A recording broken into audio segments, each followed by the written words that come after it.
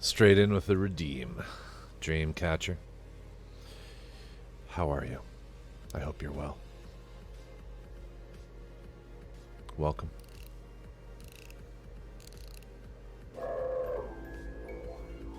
Throw some shrimp on the Barbie. TJ, the man from down under, has entered chat. Edgy Pat. Great timing. Great timing.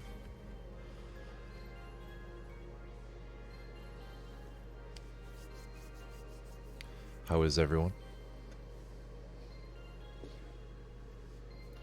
Dream, you hit yours right before I started the bot. If you just say anything at all right now, boom. Brad EQ, welcome. How are you? I hope you're well. I hope everybody's well. I hope everybody's had a great week. Jack, good to see you. Good to see everybody. Good morning. Good morning. Whereabouts are you? It ain't morning here, that's for sure. But yeah, to my neighbors down south, happy long weekend.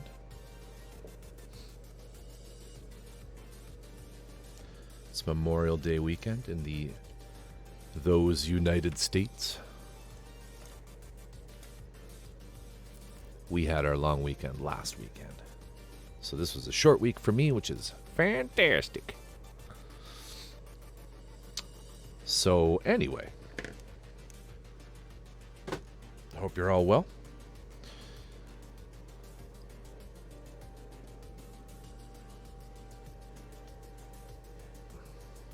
And you guys have a long weekend next week.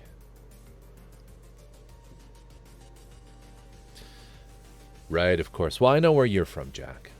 I was just thinking Brad there. For good morning.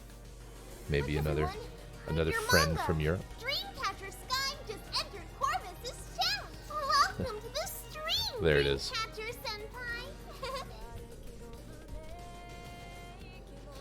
My big box of joy came today. I've already read one of them, decided not to pursue another pair of series, and started the third series, which is currently out of stock. How many models did I finish this year? Wow, you're just going right for the jugular there. Going right for the jugular. This year I have finished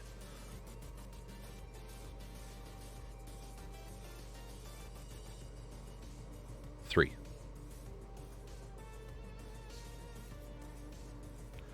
Yeah.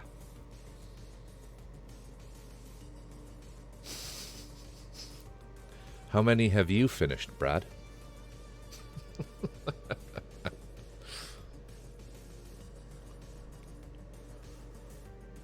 3. All right, there we go.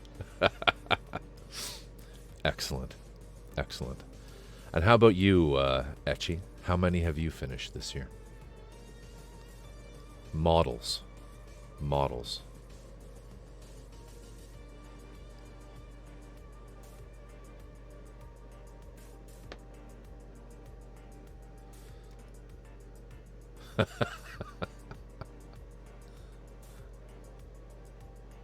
And let me ask you this, Etchy, and Brad, and anyone else, and TJ. Well, actually, TJ's probably winning.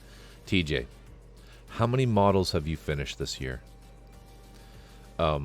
It's not a competition, though. Etchy Bat and TJ and Brad, how many models have you bought this year? Oh, shut up, TJ. You finished some. You finished some. I'm pretty sure you finished a Zaku or 10. I plead the 5th. 2. Oh, Brad, I don't know. I don't know if I believe you there. Don't know if I believe you. It's nothing personal. Oh, here comes trouble. Zaku don't count.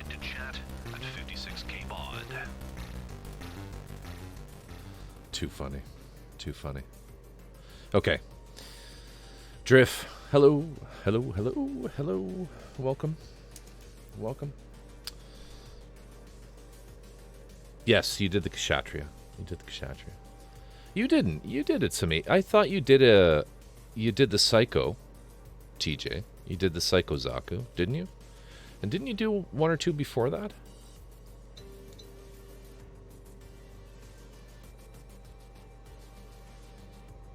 I bought 11. I bought 11. TJ, how many non-Zakus did you buy? Drift, how many models have you finished? How many? It's confession. It's confession on the Corvus Oculum stream tonight.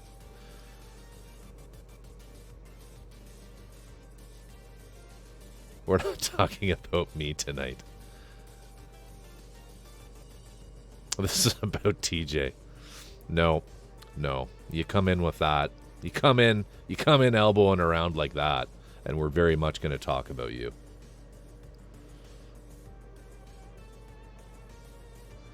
The question is, how many kits have you finished this year, and how many kits have you bought? You finished nothing?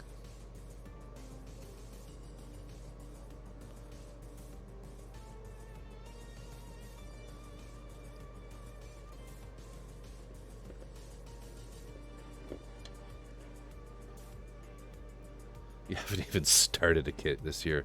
Bought 16, but 4 are Warhammer and 1 Creature Caster. Well, those big resin kits count as well. Those big resin kits count as well. All right, folks. You haven't even started. But how many have you bought, Drift? Etchibat wouldn't even answer the question. It's nothing to be embarrassed about. I don't know why you guys are like that. I'm not saying. I don't want to say.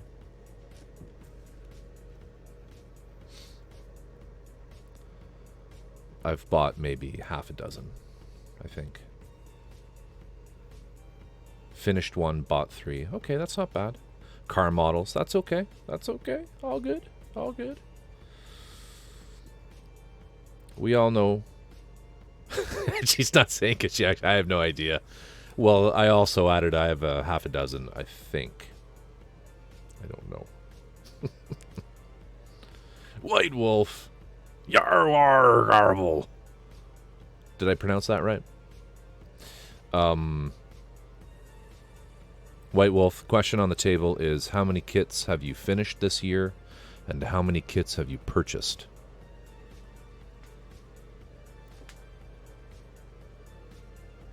Yeah, if there's one thing I can do well, it's speak.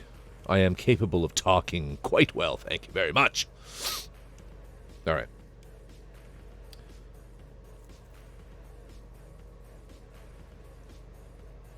So, we are in the process of building, for anyone. How do you define completed? You can define it however you want. There are no rules. There are no rules here. You can define it however you wish.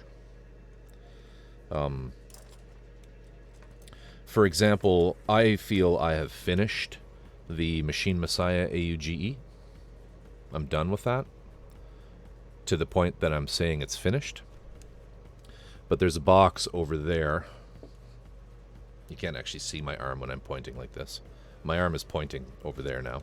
Over there. So I'm pointing with this arm, okay?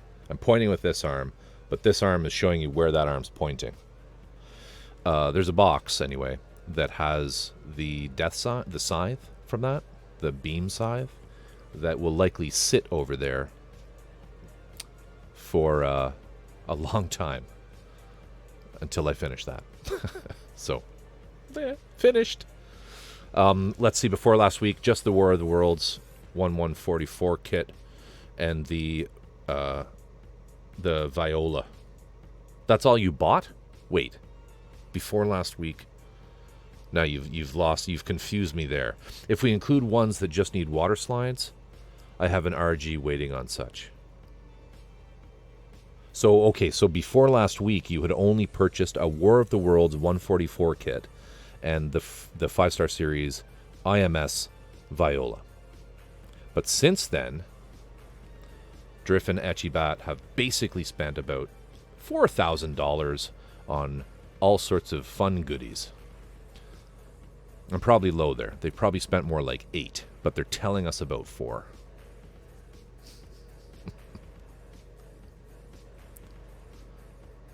You bought one thing. Oh, I thought you bought. Did you just buy the Dacus? I thought you got it. I thought you got a bunch of other stuff too. I thought you got some IMS kits and things.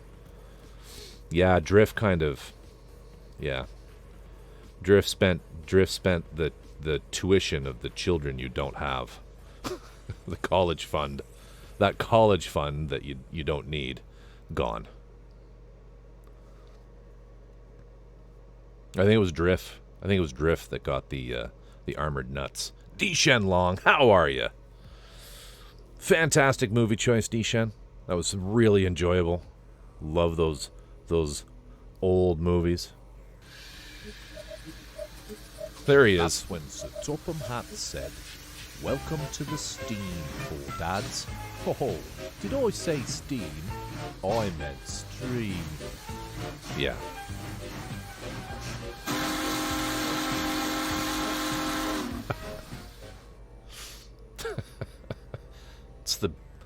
I mean, you have to agree, it is absolutely the best Ringo Starr impersonation ever created. I'm an idiot. All right. Smile on my face. I love Thomas. I went with Sir Topham Hatt, though, which kind of gets under my skin a little bit. Four Dads can probably appreciate this, being the steam aficionado that he is. I really should have said the Fat Conductor. No, the Fat Controller. The Fat Controller, right? Am I right about that? Is there somebody? Is there a Brit? Is there a Brit in the channel who can confirm that? I believe they stopped. I believe that it was for American audiences and Canadian audiences that they decided maybe the Fat Controller is a little insensitive to people of weight. I don't know, and therefore let's just call him Sir Topham Hatt. I think that's what happened. I may be wrong though. All right. In my favor, though, I got scale model. You got into scale model kits in November, December of last year, and Gunplow in February, March of this year. and it's been and White Wolf. We are here with you as a support group as well to help you down this spiral into the abyss. So whenever you need some bad advice or some encouragement, let us know. You get a bit of an Irish lilt. Oh yeah. Welcome to the stream there, Sir Topham Hatt here. I'm not Jan. I can't do that. Too fun. All right. Encouraging bad advice. That's right. That's what we do. Isn't that right, everybody? We are all enablers. Buy the plastic crack. Anyway, that's right. We don't care. We don't care if you're making bad decisions. We just want to be around so we can drool about the bad decisions that you make and purchase. And potentially then also make those bad purchase decisions for ourselves. Little cool and damp here today, 14. And my resin is still very flexible. Four Dads, that resin that TJ bought, how long does it take to cure usually when you're doing small pieces? I have the Irish complexion. You have the Irish complexion? As in no skin pigment.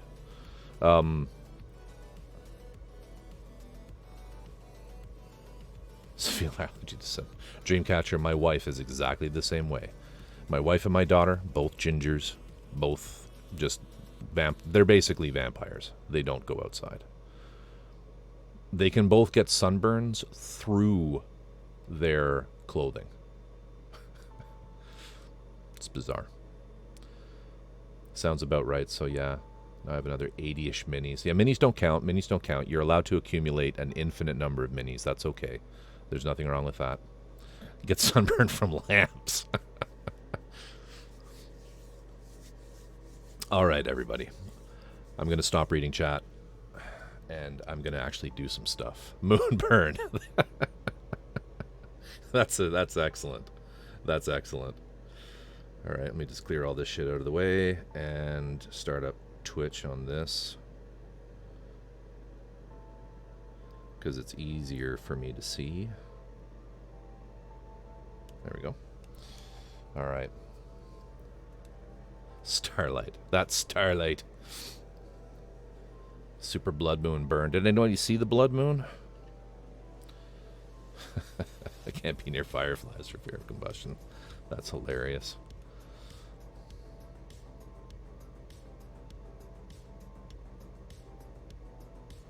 You all sound like you need to paint your rooms in Vanta black.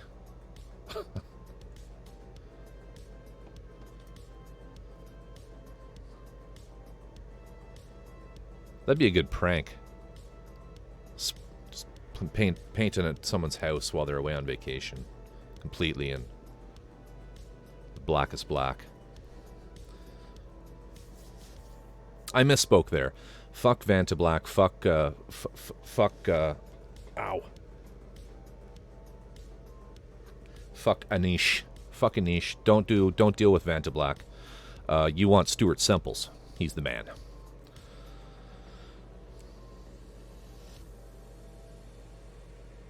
Cadger link is in your Discord DMs if you want to drop it for both streams.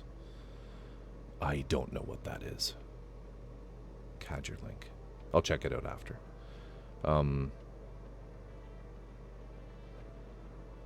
That's too goth. Etchy, correct this man.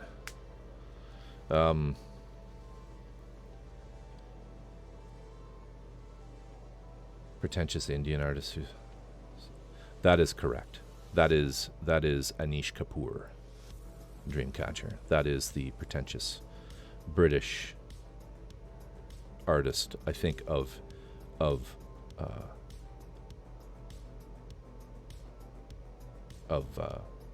Indian heritage. Cadger. Hey, Ter, how you doing? How's it going? How's it going? Has just joined chat. How's it going, Ter? Good to see you. Good to see you. I'm not sure what Cadger is. 2 streams with both chats displayed. Oh, are you streaming as well? Well, I mean, if anybody... I don't know how that works. I don't want to figure that out right now. Co-streaming or anything like that. But maybe that's something we could do in the future for sure. We should discuss first, though. Hey, Ter, how are you? How is everybody? Let's actually do something now. So off stream, I did a couple things the other day. You saw me do this one on Wednesday. I think this was Wednesday. So we have this done up. We're going to give this a coat of gloss, and then just to protect, it's already set up the link. How you think I can hear you and see both chats? Okay. Hello, all people. That mech does not look practical in any way. This one.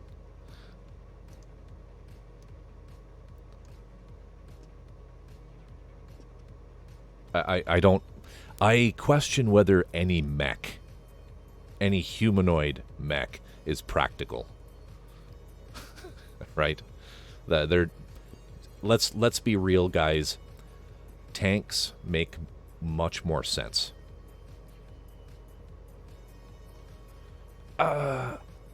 Zoids.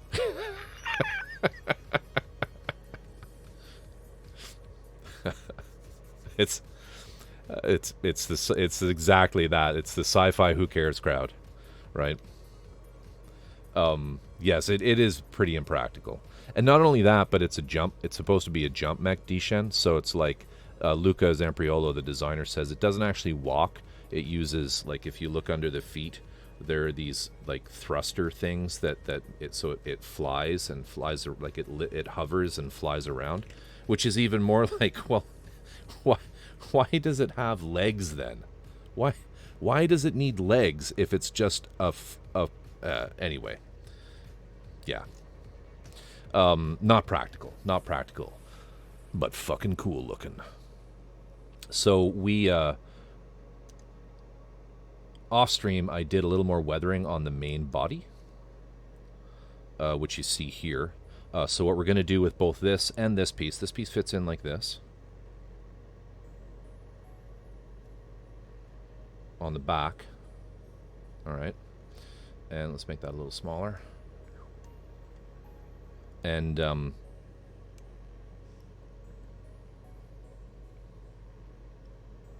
it's landing here. It's landing on your nuts hurts. Well, and that raises an excellent question in terms of mech gender pronouns. Are mecha, are they like ships? Are they generally considered female? I don't know. I never know whether to her or him. Yeah, I know we live in an age where pronouns are but anyway, that goes there. Voltron is a man.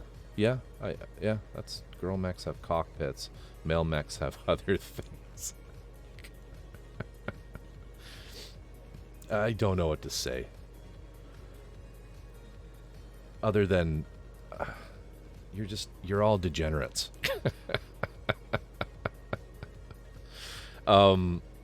So what we'll do next is we're going to give these a clear coat, and that clear coat will then get a hairspray layer, and then that hairspray layer will get another. We'll do some of these details, this detailing. We're doing this other secondary color that you see here. I did this one off stream as well. When have I ever claimed not to be a degenerate? I know. I'm just reminding everybody. Evangelion units are mothers. But, Drift, Evangelion, whatever you want to call them, they are not technically mech.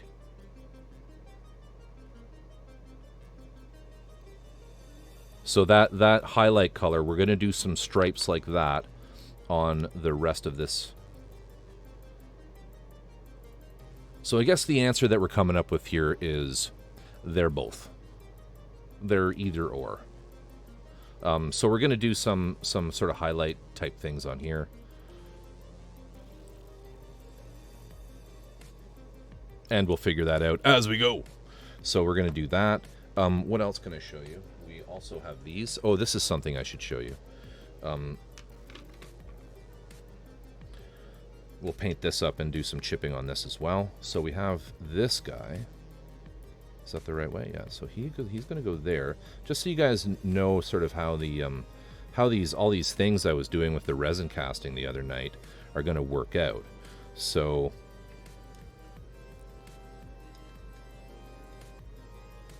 these guys. Let me just see if I can't stick some of these in their appropriate orifices here. There we go.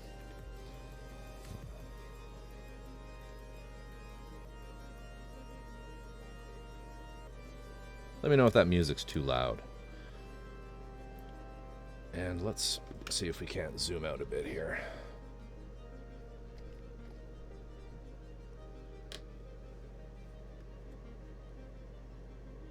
Yeah, so on each side, this is what the boosters are going to look like once they're painted up. And we'll have an arm like that.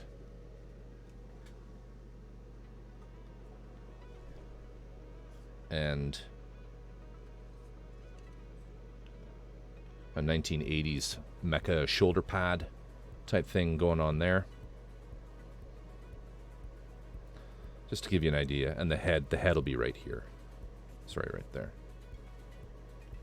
So that's what these tanks are going to look like.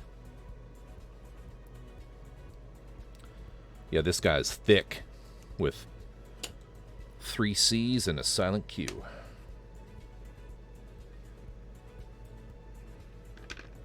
give you an idea there.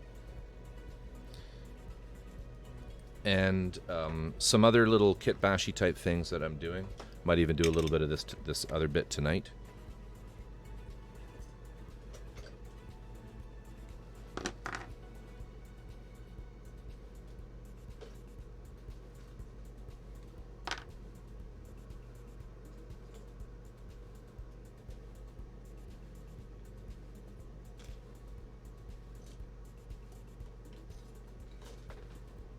So the gun looks like this, and would normally have this here, this tank. But I thought that was kind of boring looking, this piece. So I've decided, I actually made a cast a long time ago of this part, because I thought it would be a kind of a neat part to include on some other kit bashy type things I'm doing. So rather than mess up the one that came with the kit, I've got this one. And what I'm going to do is I've hollowed out the back of it here with the Fordham tool. And if you remember the tampon thrusters, the tampon tanks, these little tanks that were in the original kit in lieu of these ones, these new ones that we made, what I'm going to do is we're going to fill this with some epoxy sculpt, just like maybe half, just, you know, a little bit, enough that we can put a lot of wire from like solder, and just have a huge sort of rat's nest of cabling kind of like coming out of that, and we'll have it kind of a lot of loop backs sort of out of the epoxy sculpt and back in, with the wires kind of overlapping each other, and they're going to drop or dip down a little bit. Some of them will dip down a bit and they'll come back around, and we're going to drill out the end of this, and we're going to have some of them going back in there. So it's just a little bit of some extra detail that you'll see on the back of the cannon. So that's another thing that we'll do. Hopefully I'll get to that tonight, because I regret not streaming the creation of the master I used to do this tank. I kind of regret not showing you guys how I do that, because it's fun and it's something that really anybody can do with enough. It's something anybody can do with enough material skill and patience. But anybody can do it, honest. It's not that hard. It's not that hard. A couple little thrusters to paint. We're also going to chip the carapace, or whatever the piece that goes over the back of this is. This has all been done. You can see these things aren't nearly as shiny anymore, because they have had a coat of dull coat on them. So they're kind of at the point now where they're ready to be... these and the legs are all at the point where they can be having the oil paint rendering technique that I've done before on stream, just when way back at the beginning of this build, where I showed you some of that stuff. The only thing I need to do on the sides is these pieces with those weird little disc brake things. We'll do those as well. I have them more or less done, just not the springs. So the decisions that we need to make right now are with this, after I paint this, is what you know, these sort of highlight pieces, like the highlight stripes that we're going to put on these. I don't know where I'm going to put them. You know, I have on these two pieces,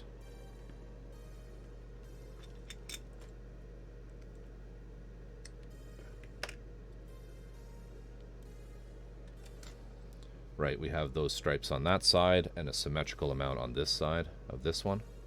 They're facing outward, and there's a decal on there too. But question is, what are we going to do on these? And do we do it symmetrically, or do we do it asymmetrically? Like, we could just put one stripe on one side, or a pair of them, and then maybe a decal on the other side. That's kind of what I'm thinking, to be honest with everybody. Maybe one of these decals, you know, there. There is a little turret thing that sits there that I haven't done anything with yet. But that's kind of what I'm thinking I'm going to do. So, yeah. Let's aim to do that, and we'll see how it looks. Because as you all know, if I don't like it, we'll just dip it in lacquer thinner and start over.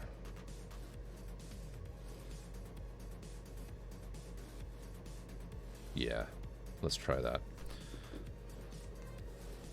That piece needs to be recast and made into a spaceship in its own right, this piece.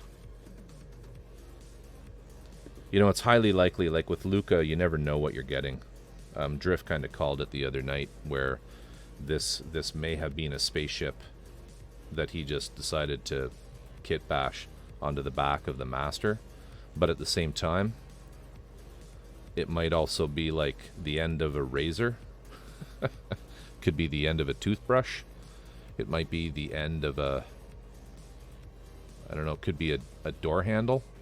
Could be anything. Because the man's insane. My insane Italian friend.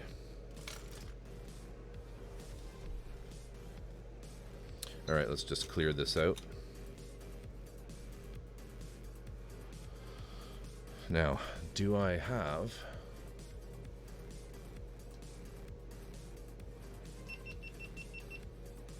Was that on? You might see a black screen here, guys. Just give me a sec. Yeah.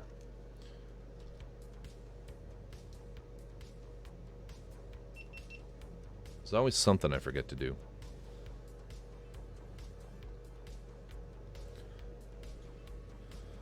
How's that? Nope. There we go. That's what I want. So let's put a coat of... let's use just the Tamiya. We'll use the Tamiya clear on that. I find it's a little better with the hairspray rather than the future floor polish. Because what I don't want to have happen is I've chipped this, okay? But if I just hairspray over this and then chip that away. So like what I'm trying to say is on this, we already have a coat of black and brown as the rust layer. Then layer of hairspray. Then the layer of green you see here. All right. Now, I could put another layer of hairspray over this, and then another color and mask, and then another color of paint, and then take the masking all off, and chip away those lines, like to get this effect. All right. But the problem is, if I don't have a layer of gloss between the paint and that next layer of hairspray, as I'm chipping, I'm just going to chip right down to the rust again, which I don't really want to have happen. I want to just wear away that top layer of paint down to the darker green layer of paint below it. You'll see. But first, we gloss coat.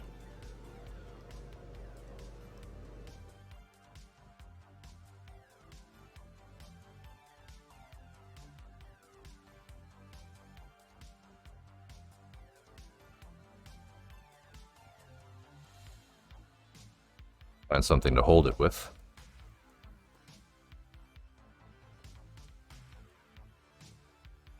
And we'll just use X22 clear.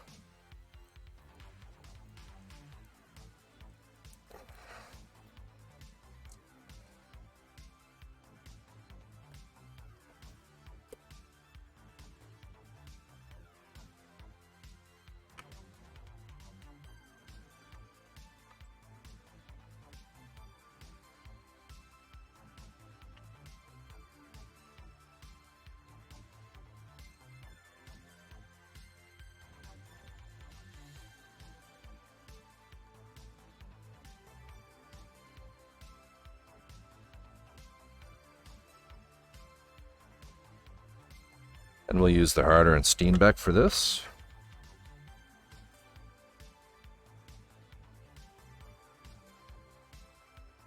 And I'm just thinning this 1:1 with some X20 Tamiya acrylic thinner.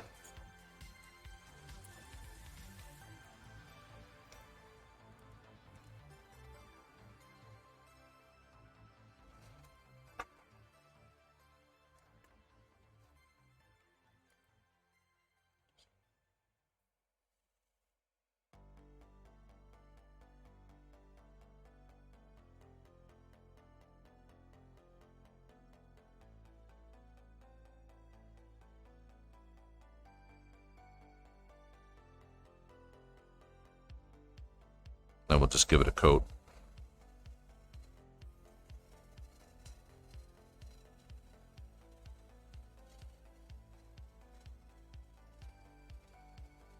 It's probably plenty.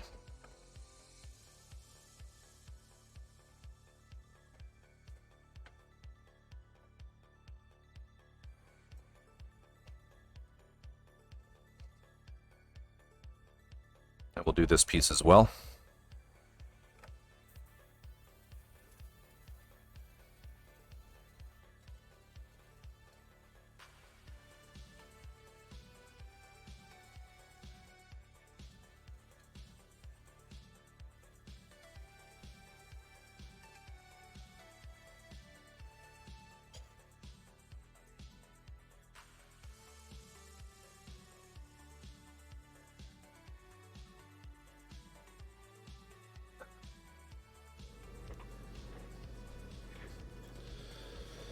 Hey, Dreamcatcher, enjoy the lurk.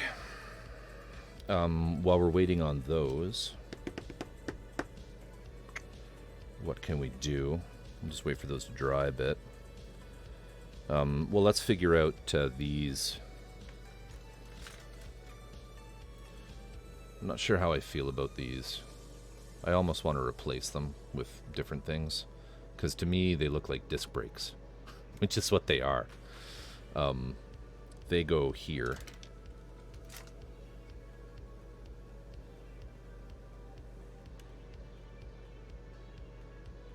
Like this. And they hold these.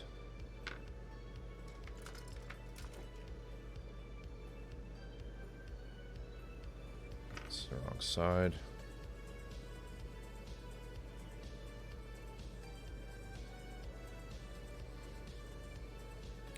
They go in here, hold this. I haven't painted them at all yet, but I don't know. What do you guys think? I mean, it's kind of a lot of work replacing them. I'll just paint them.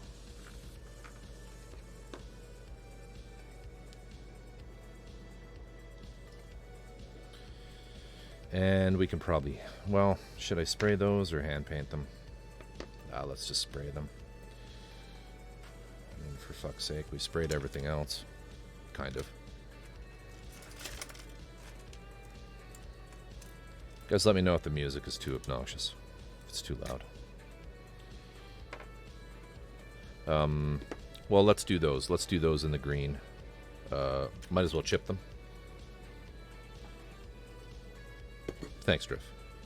So I'm just going to do all these at once with the hairspray. Kind of just hold them.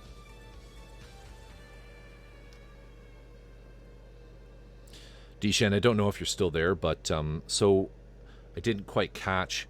On Sunday, are you playing the next one of the series we watched? Or did I hear you say you're playing Cobra Kai? I missed that.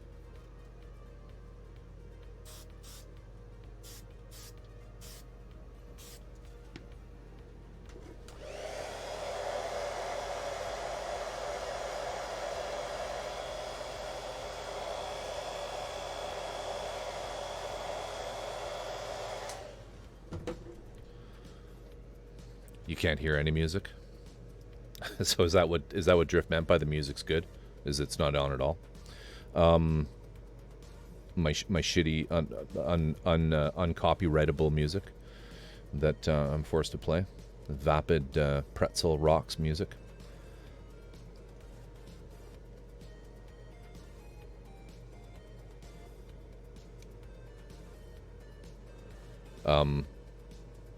I'm just going to give a shout out here to Dishan. Dishan is a gaming streamer primarily, but every Friday night he will do a watch party on his stream, some movie, and it's pretty fun, pretty good stuff. But he's not around here too often, and I shout a lot of you out a lot, so just thought I'd throw some love to Dishan there, because it is a fun stream watching. It's fun doing watch parties. Get to chat along with everybody. A severe hearing loss. I can hear you. That's the important thing. Yeah, my voice tends to kind of cut through, doesn't it? So these have got a coat of hairspray on them. We'll just hit them with the green, and then I'll hand paint in, I think, the silver around the disc brake part, or maybe copper. I don't know. We'll figure it out.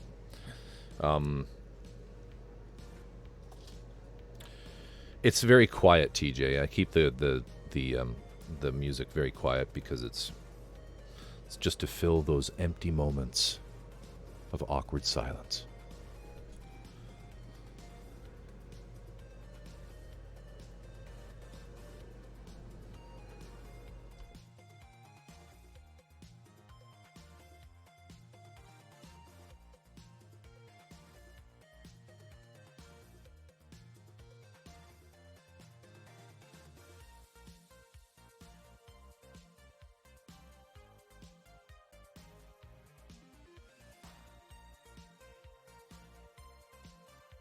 So we'll just do a little bit of the screen.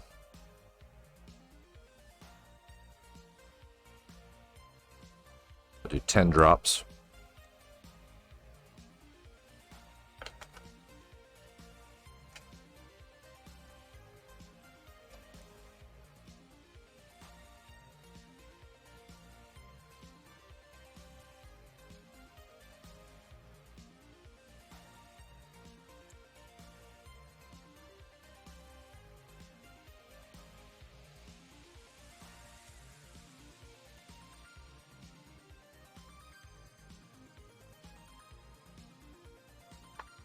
And Dad's posted some work that he's working on, but if anybody else wants to post some stuff that they're doing right now, please feel free to post it in chat. Keep it clean, obviously. But yeah, I'm always open to having a look at what people are working on, and we'll do that with your stuff there in a minute, Dads.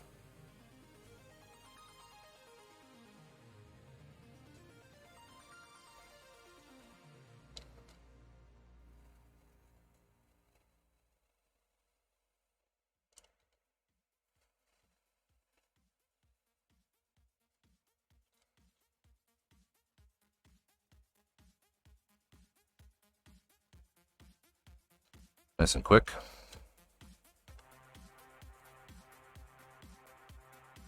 Don't think there's anything else I can really do with this, so we'll clean this.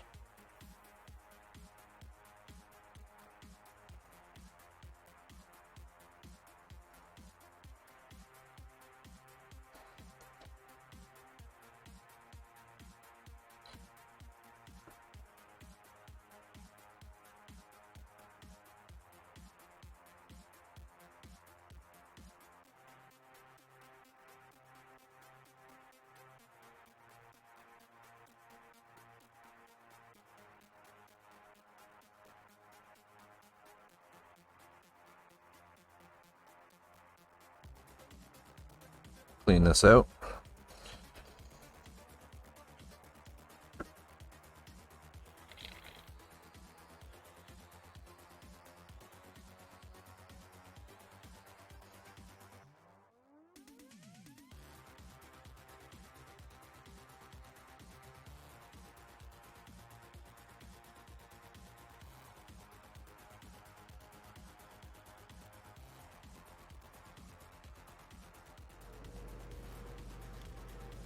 All right, let's chip these.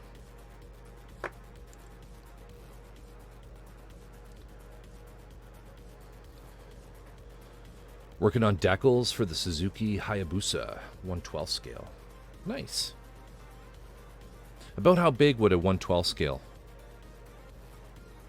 be? And Brad, please feel free to post pics. I need brush. That is brush. That's the one. Water.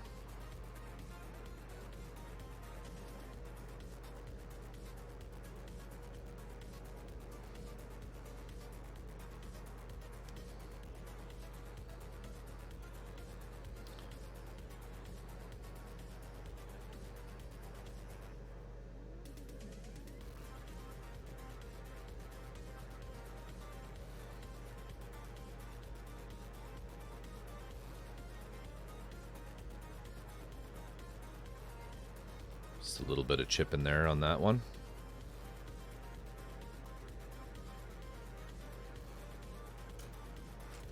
Next.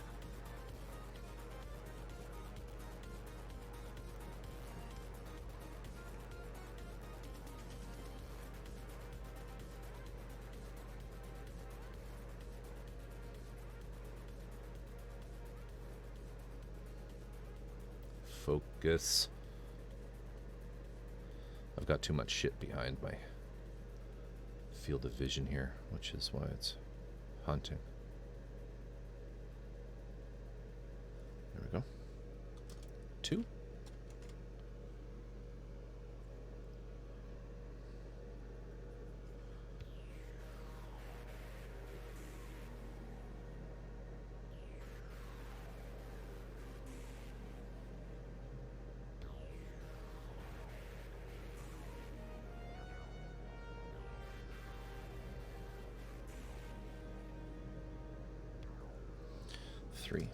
And one more.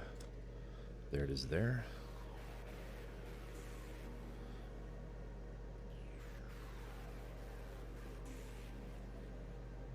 Come on.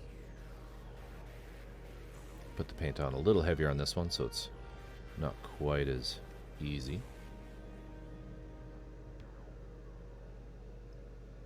That should do. Alright, we'll let those dry. So how's this? Is this tacky? Nope, this is good. Alright.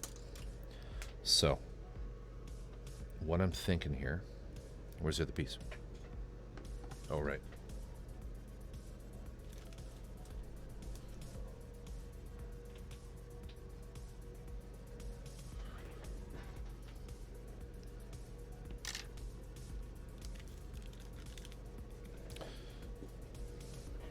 Make the brake claw red so it's like a sports car. Make the brake claw red so it's like... Oh, like a sports car brake set. Yeah, I could do that. I could do that. I could paint that. I think I have some nice bright red acrylic somewhere. Maybe I'll do that just for you, Jack. So with this...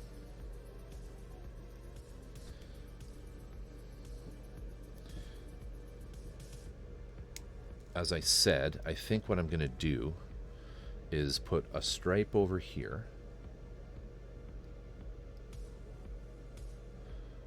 Maybe like right across there. And maybe a second one that's not quite as long coming up here to carry on the theme that I kind of did down here on these. Where there's like a stripe that goes right up and then one that's sort of truncated. And then decal over here, and then on the back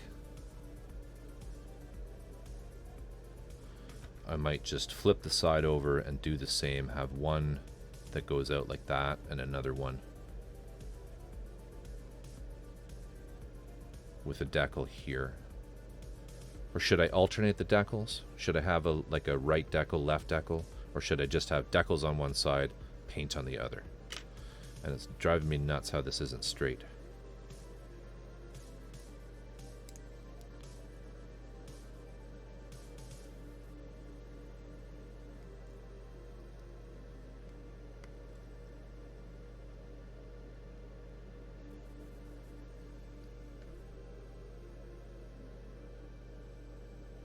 I mean, maybe I should do the decals all on the same side and just carry the lines. Yeah, we'll do that. I don't think I get any names on this one, no. Some of Luca's bigger models, it'll actually have like a, it'll say like the Garibaldi or the Schnabelgun. I mean, it's down there. You could put that on it. And his website. All right, so let's do that. We'll start with the, let's start with the back. So we need some tape, tweezers,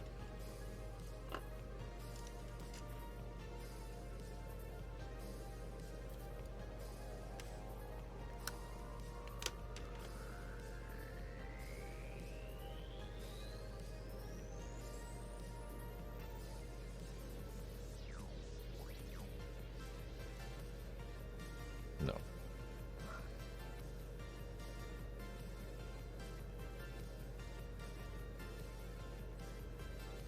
No.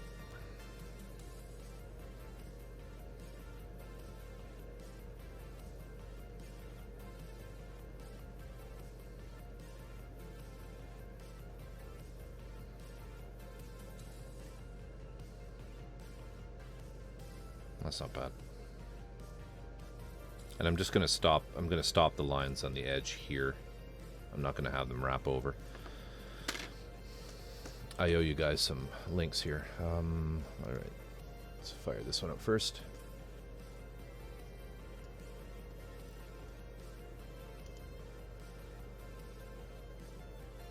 This is Four Dad saying is finished weathering the tracks. They look great. Very nice. Very nice. So I think this is the track that you can see behind. Four Dads has currently been working on a big boy 4884. And I think that's the track that it's going to sit on as a display piece. Very nice. And then let's have a look at Brad's here.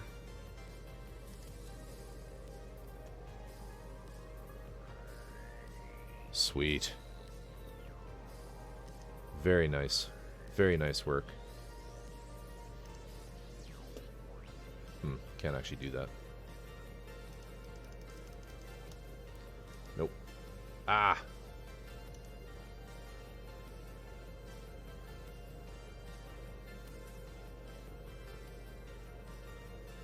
Looks great. Looks really good, Brad.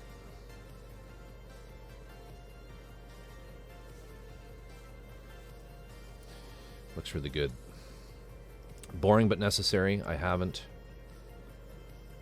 even gotten to the longer videos yet. Don't know what you mean there, Dream. You have that wallpaper?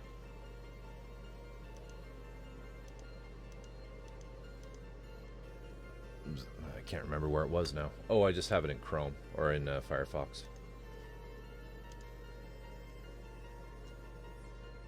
Yeah. Anyway, I clearly don't know how to use my computer. We're going to go back to this. Drift. Big shock.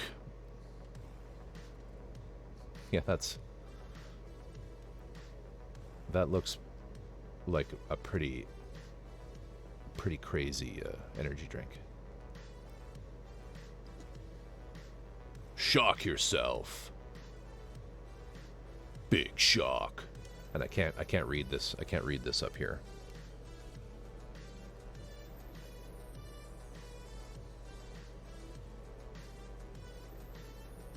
Vico, I don't know. I can't do that.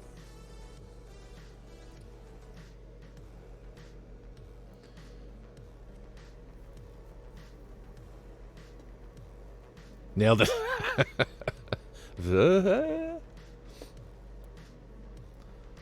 I mean, I can fumble my way through a lot of languages, but some of the Scandinavian ones and you know, Dutch. No.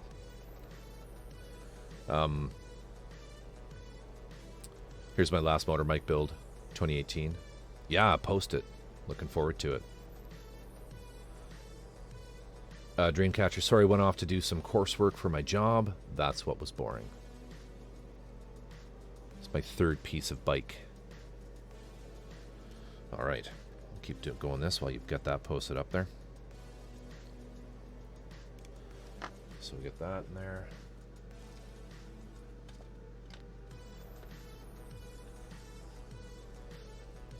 And we will put another little piece of tape on here.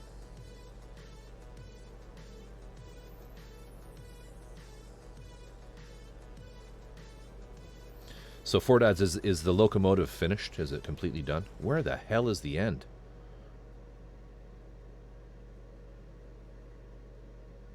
There.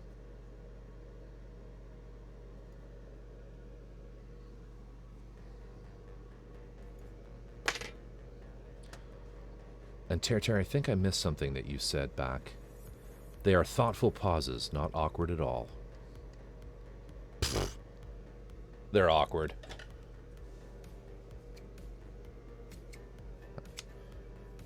I'm kidding.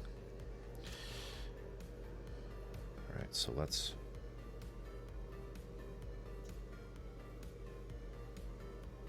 get that right there.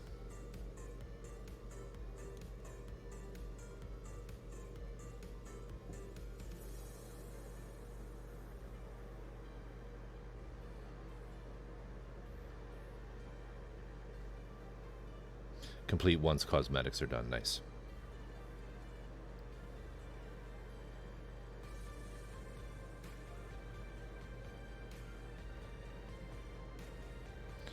Just get rid of this tape.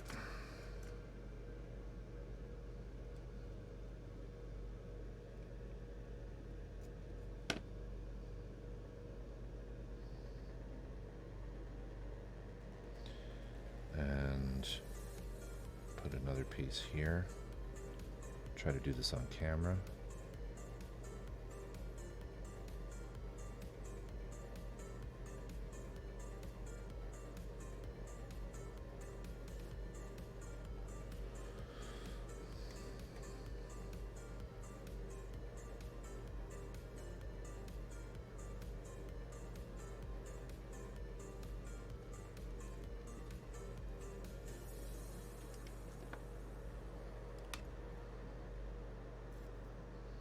And the reason we're not going crazy with this particular kit is with, you know, like camo or anything like that is, or should I do it like that?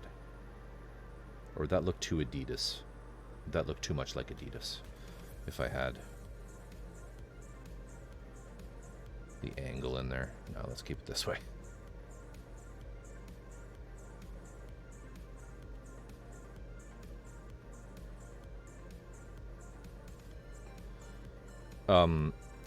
Just with the last two kits that I did, they were kind of these huge epic builds, right? The Machine Messiah and the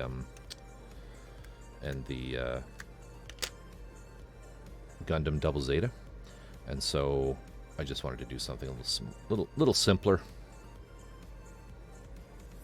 So we're not doing any huge, highly masked, multi-paneled, multicolor, multi-paneled part. Just thought we'd do something simple.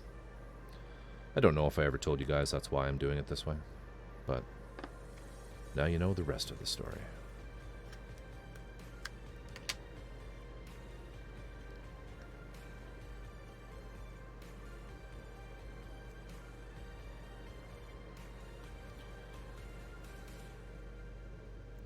Okay, so that's mostly masked in, so we're just going to paint this space here and this space. But before we can do that, we need to get a lot more tape on it to make sure we don't overspray anywhere. And I'm just using Tamiya tape for this, which has a good deal of stick. The skinny piece was actually the Vallejo tape.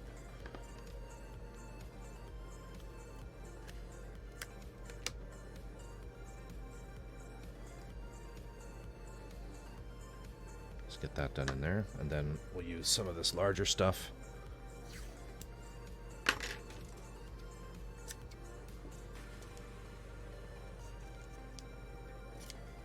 This bigger stuff you'll see me using is called frog tape, and it's actually like a commercial painting tape, like for painting your walls.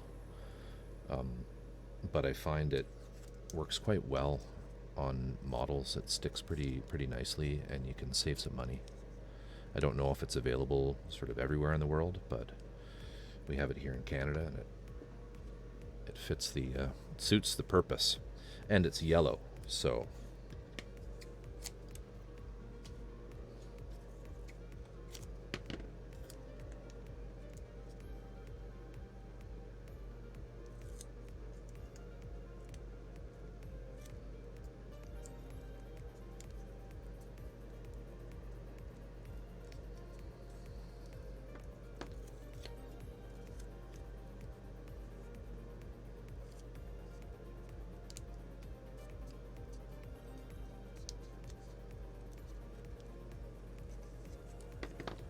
one more.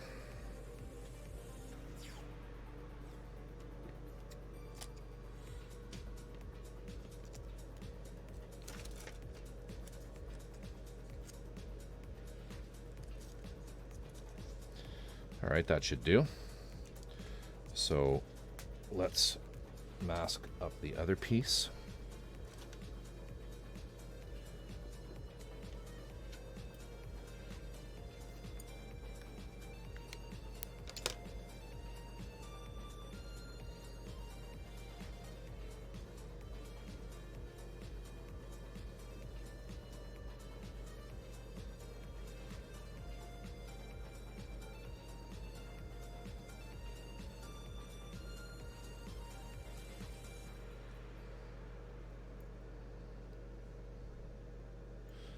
turn this because my hands want to be down here.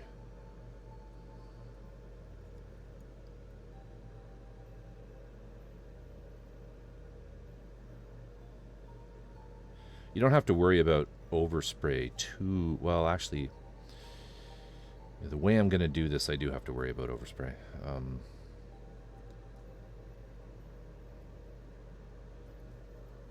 Because I haven't coated the entire thing in hairspray. I'm only going to coat the parts I paint. So now you know this.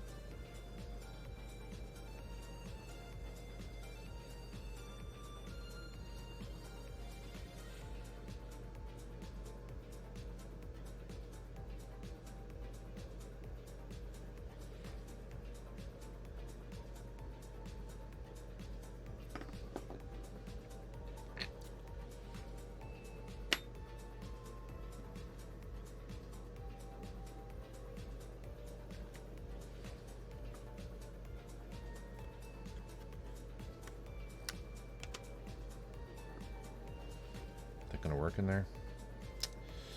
That's a bit thick for that spot, isn't it? We'll try it.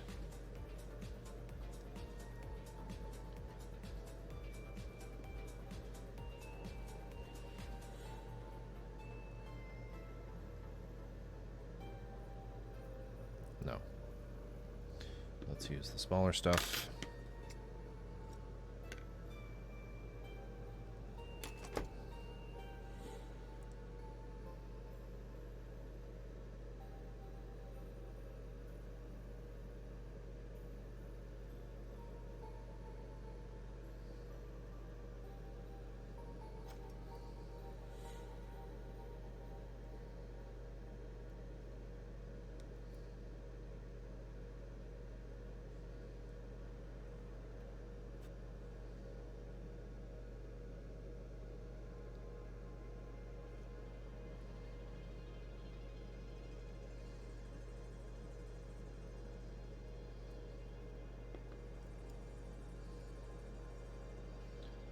There.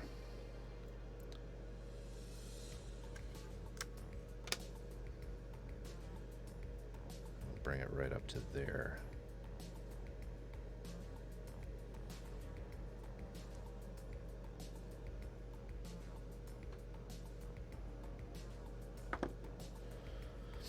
And a piece down here.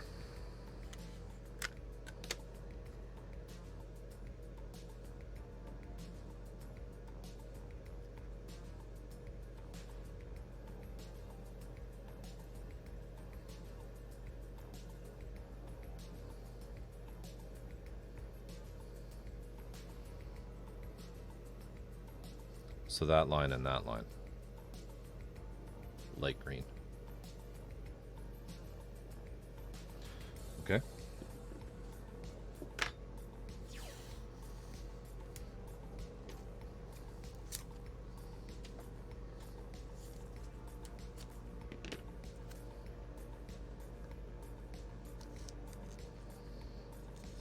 Let's protect the rest of this.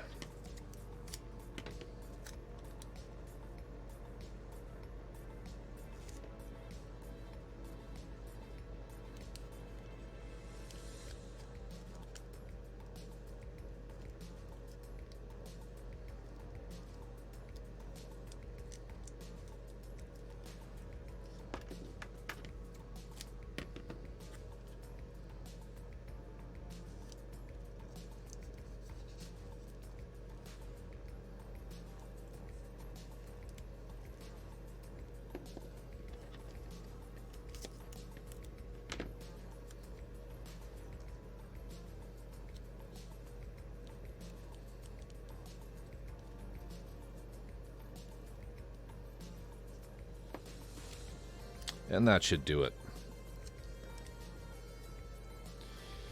All right.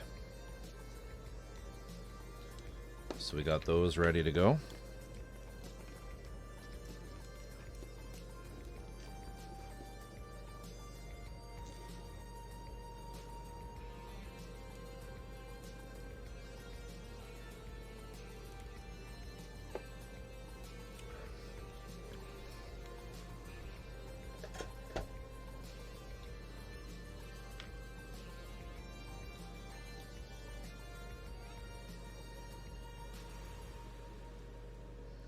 Okay. Now for this, we are going to use this color. No. Is this the color? I better get this right.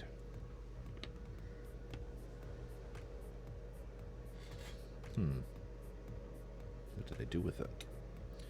Yes, that is the color. Is this white? Yeah. So this is a color that I mixed myself. So I didn't have anything that really fit the bill. I wanted kind of a yellowy green.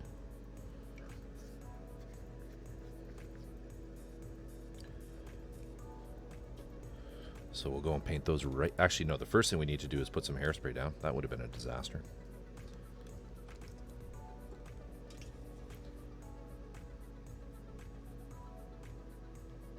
So again, for anyone new to chat, we are currently working on a 1/144 scale Schnabelgun from Luca Zambriolo. It is this in the corner. It is a full resin kit that needs to be pinned together, which is, these parts are all big chunks of resin. And we're doing it in a similar sort of style to what you see on the screen, a highly weathered piece that we're doing a technique called hairspray chipping, where you paint a rust layer, such as this, in a dark brown and black color, and then you coat the model with literally hairspray, a couple coats of hairspray. You let that dry, you paint over it, you paint over the hairspray with an acrylic medium, or an acrylic paint, sorry, and then once that paint is dried, you can then use water and reactivate the acrylic, because it hasn't thoroughly bonded because of the hairspray, and you can pick off little bits of the paint basically to create a chipped, rusty effect. So that's what we're doing. So I'm just going to blast these off camera with a little bit of hairspray, so you can see the gloss there is from just that. We'll dry it with a hairdryer.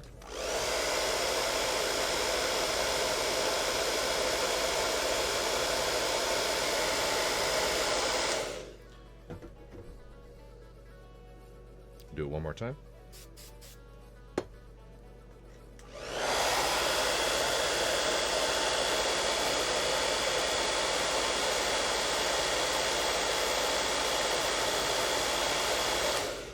So that should be good to paint. And do the same with this piece.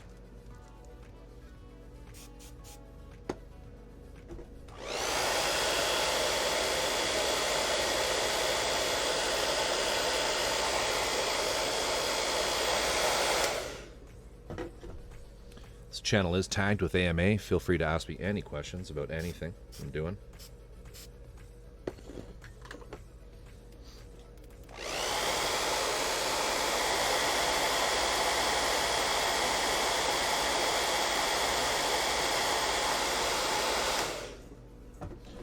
All right.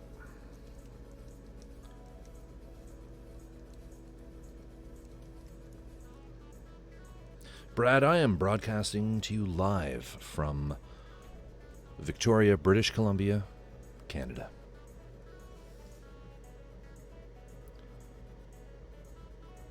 Where in your house is your little area set up?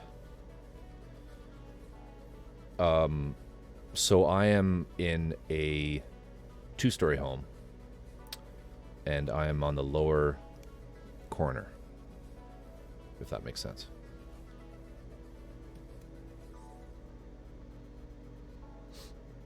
This is just sort of a larger workshop type area. That's mine, my man cave.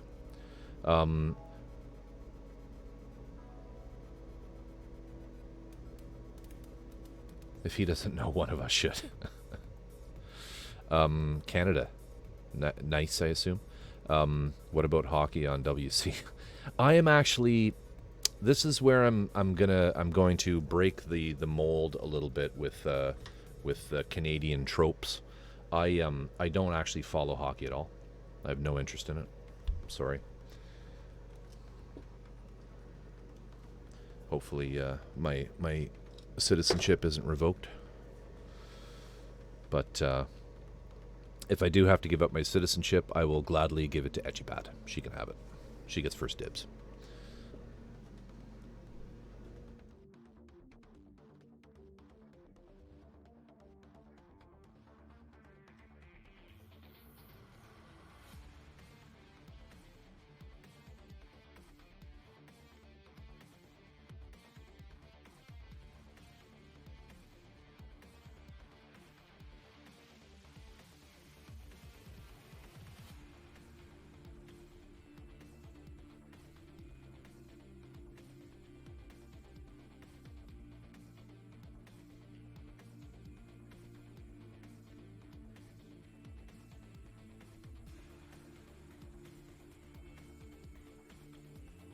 Just a few drops.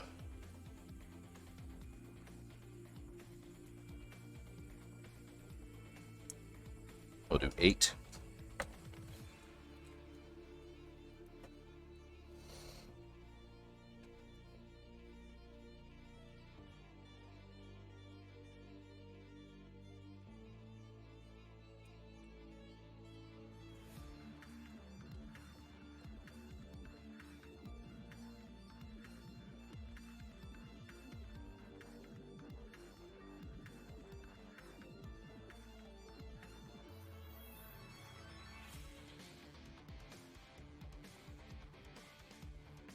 Make sure everything is nice and pressed down.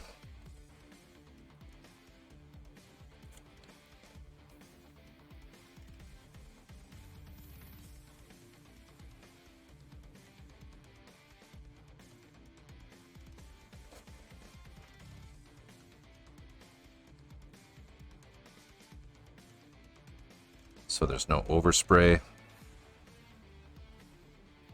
doesn't get under the tape.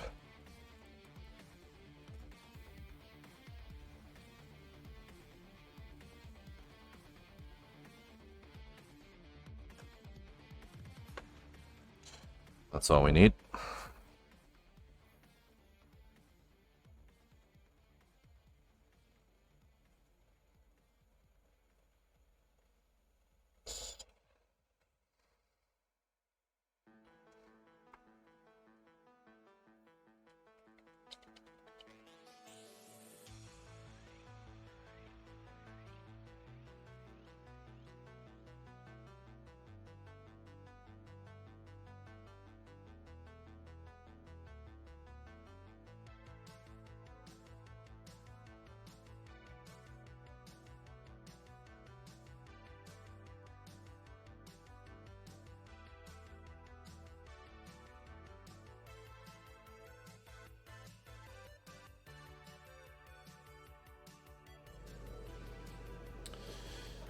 As an American, obviously, I can't process someone defying the stereotypes of their country. Yeah. Sorry, Dreamcatcher. I'll try to say a boot more. The thing is, Aussies don't have any stereotypes. Aussies are too worried about their country trying to murder them around every corner. Yes, that is exactly true. That is exactly true. What did you say, TJ, once? There's nothing venomous in Australia.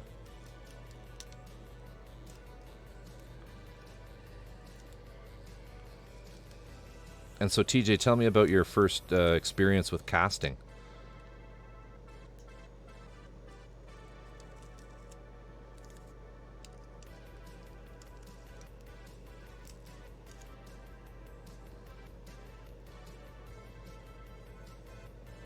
What did you end up making?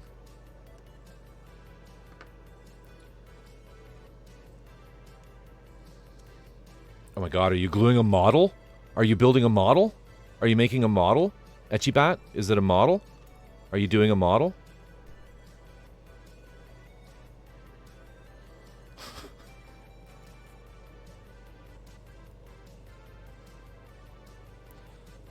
She'll come back with like, no, we're actually putting in floor tiles. Finally had the energy to get back to the hag hut. Nice. Nice. That counts. I'll allow it. I'll allow it. That's a model.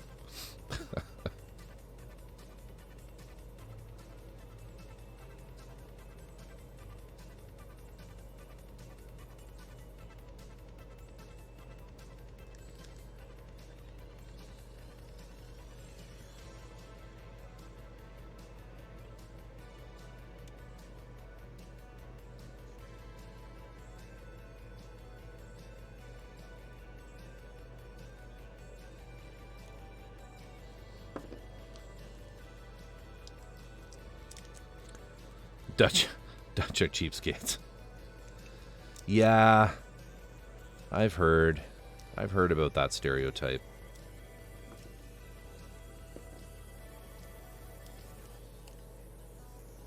Haven't really cast anything yet. I made a mold of half a sword and poked some resin into it.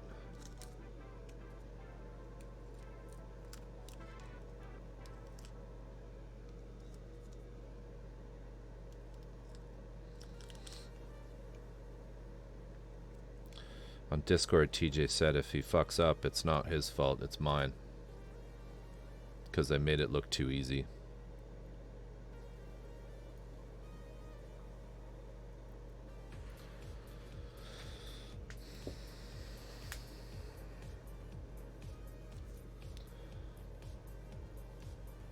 You don't really fit that profile, Jack. Good. Because difficult to do this hobby and be cheap.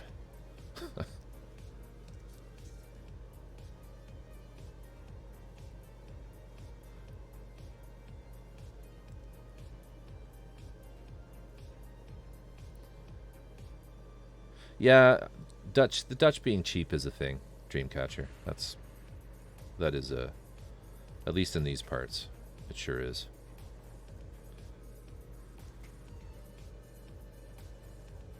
Spendthrift.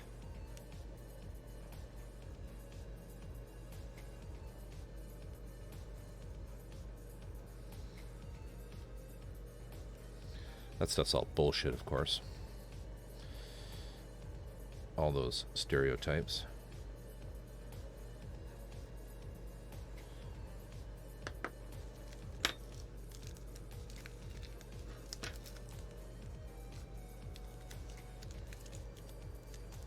I poured silicone in a tray and laid a sword in it. Tear. Here it is.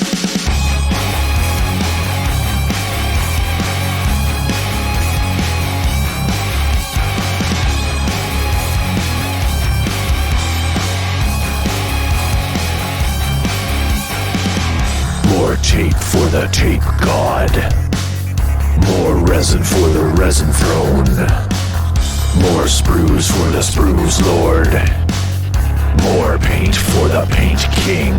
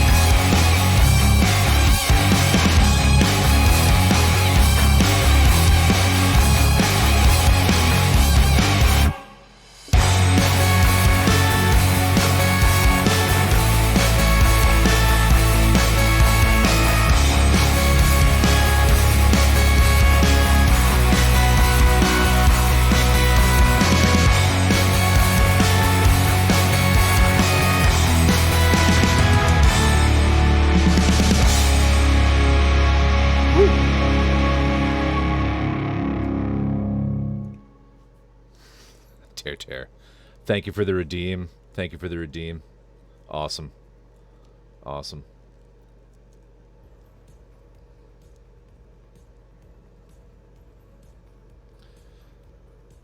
Awesome. Those Grime emotes come in really handy for that. Little tiny tape ball, but getting bigger, getting bigger. And my Tape God command has that one missing one because I'm currently in the process of moving the. I had an open slot for the.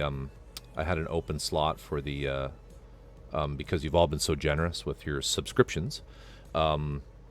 I've moved it. I've moved the Tape God emote down to the regular emote for subscribers. I just sort of used up those more tape for the Tape God emotes in my tier 2 and tier 3 slots, and then just attach that command to them so you guys could all use them.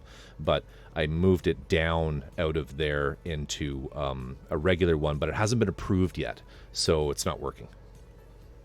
Because someone has the job at Twitch of manually reviewing every emote.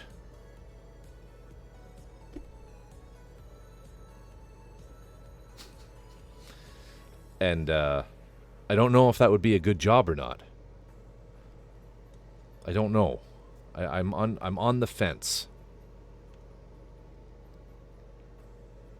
The emote jockey.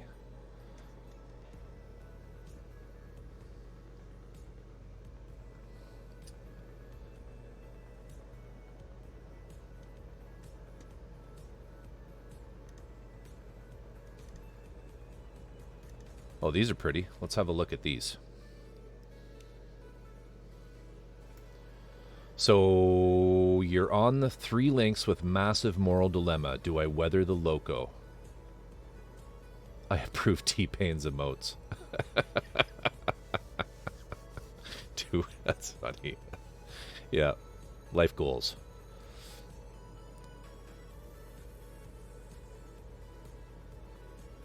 I hope it's not a barbed wire fence.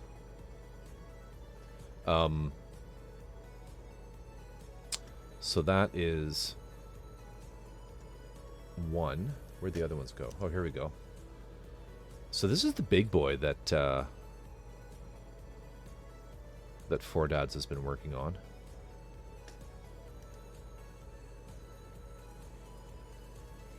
Looks great, man.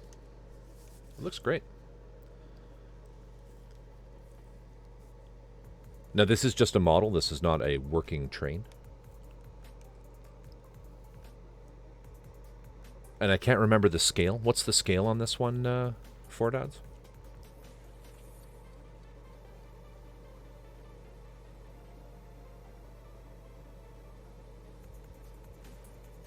Yeah. Dreamcatcher, this was sort of like the pinnacle of Steam.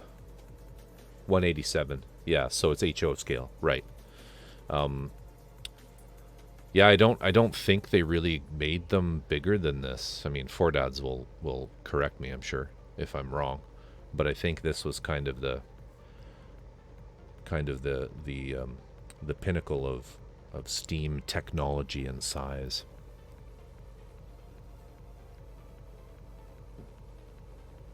It's a very cool engine.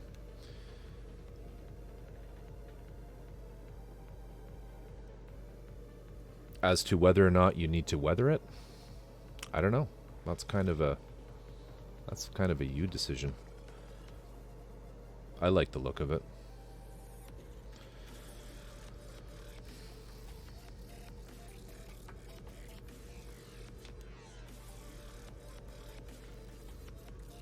It's one of the biggest. Yeah, it's kind of a funny thing to... I mean, there might be something that was longer, but maybe not as powerful. I don't know. I mean, it's certainly one of the biggest. Yeah. All right. So you'll see what I meant here by doing the clear coat and then hairspray over that, because now when I weather this,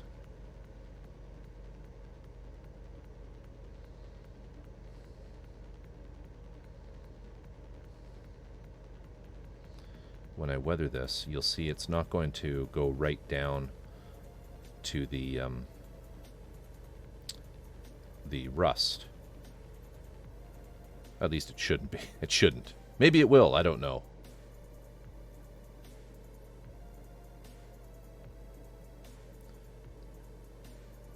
Of course, it looks like it actually is. It's quite possible I just did not put enough clear coat on, but that's okay.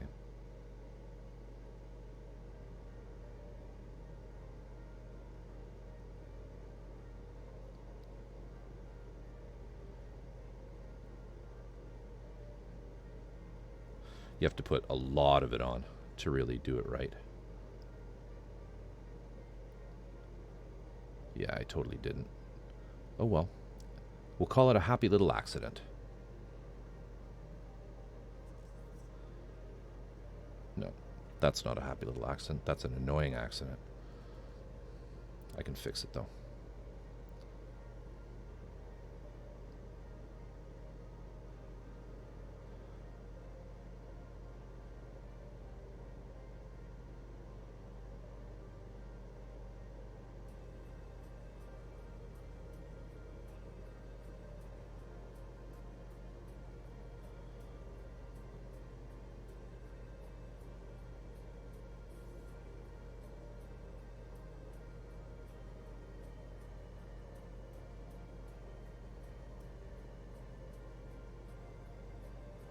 Yeah, sadly, I'm not happy with that at all. We might have to...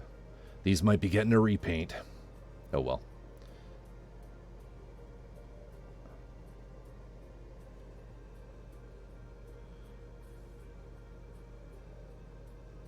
Yeah, I'm not digging that.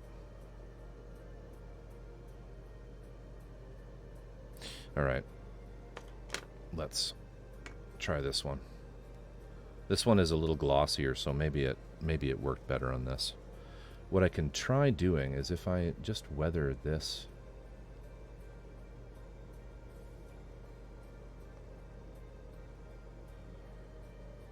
No, you see, that's holding. So maybe this one will be a little more successful. That would be okay.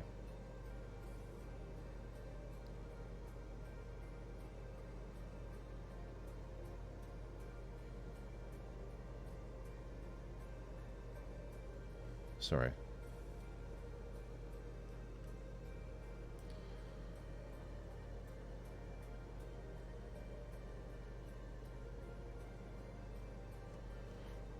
Yeah, yes, X22.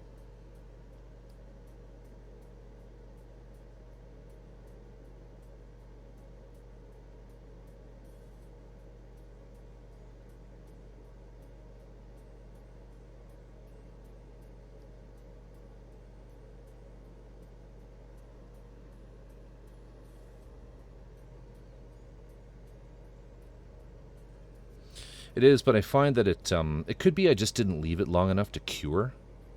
But I find that it, even though it is acrylic, it does work. This one's doing it as well. It could be like with the other parts that I did leave that clear coat on for a very long time before I actually did the second coat of green. So it could be that I'm just simply going too quickly. This is actually going down to the rust layer as well, so that's a bit of a failure. Oh, I just remembered. I have this.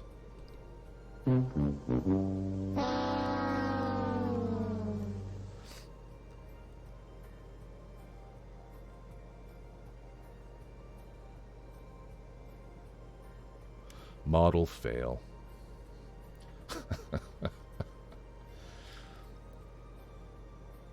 But as you sand, yeah, happy accident. I don't know if it's a happy accident though.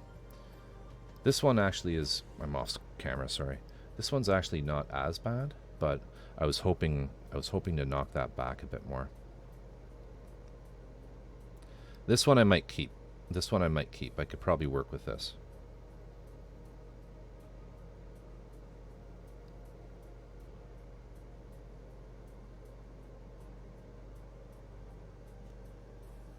I mean, that's not terrible. So we'll keep that. I mean, I'm saying we'll keep that now, but it's, I mean, you know how I work. You can do another lacquer clear coat and use the yellow again, chip it again, nice effect. Yeah, yeah. Cross that bridge when we get there. I'll figure that out myself. But in the meantime, what we can do is do some just regular chipping on some other pieces. I mean, if you've seen my other builds, you'll see that sometimes I'll just decide, fuck it, I don't like that, and the whole piece goes in the lacquer thinner and it gets redone. I don't know. I just think sometimes you as you sort of get more experience with building scale models, it particularly resin, because it's really easy to strip the pieces. That's one of the things that's kind of nice about a resin kit over plastic kits, is it's very easy to reset, kind of thing.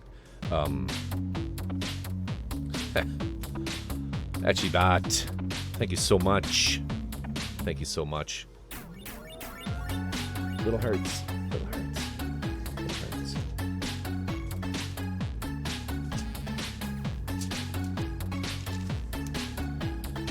Gifting Brad the 1 month tier 1 subscription.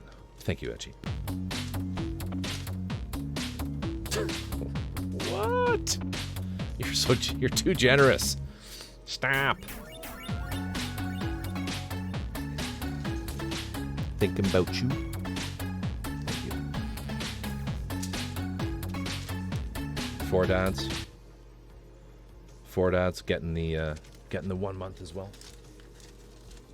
Thank you so much, Etchy. Thank you so much. Thank you. Yeah, that's awesome. That's awesome. And I forgot to ask, how was the wedding? How was the wedding? Etchy didn't stream. Etchy and Drift didn't. They were at a virtual or a Zoom wedding, I think you said, didn't you? On Thursday night, which is like, I can't imagine what a Zoom wedding would be like. It was weird. Yeah, that's kind of what I was thinking.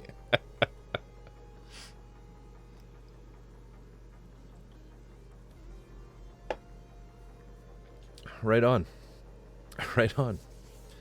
Was it friends or family?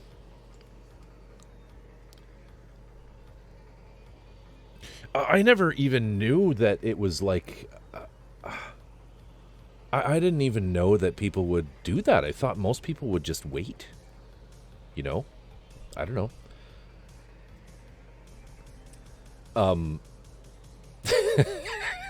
Dream. If anyone can think of a reason these two should not be married, speak now or forever mute your mic. It's a pandemic thing. People don't want to wait, I guess. I guess so. So weird. I just think that's really weird.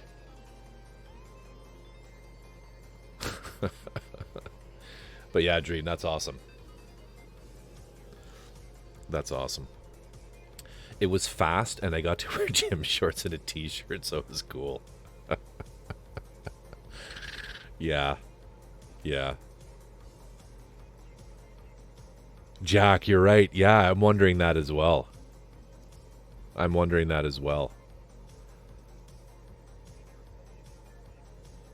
We're the Dutch. Yeah. You guys will just keep doing that even afterwards. All right.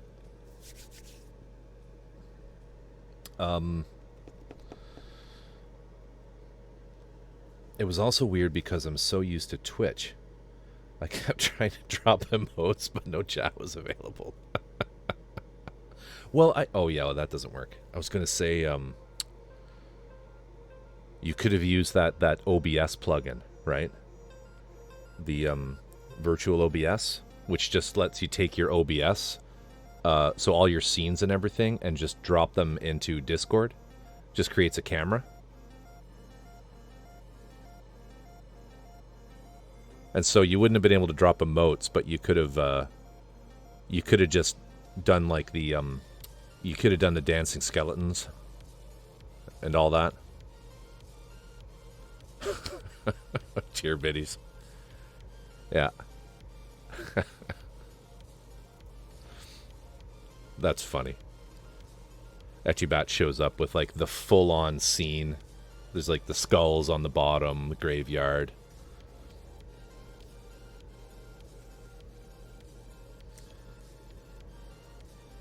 It's like if I'm in a rectangle, if I'm in a video rectangle on somebody's screen, I'm having my scenes with me.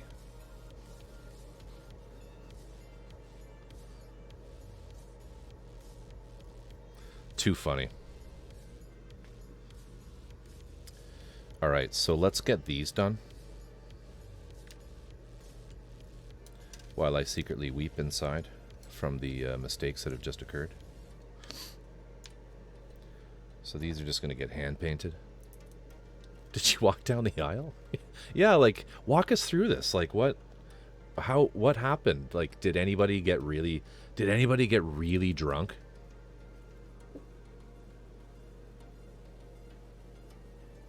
Scenesterism, yeah. She did walk down the... Okay, yeah.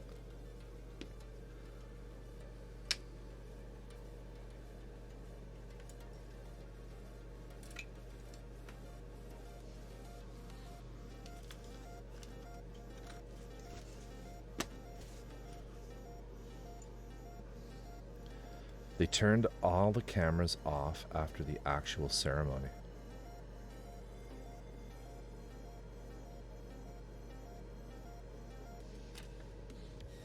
So we didn't get the party.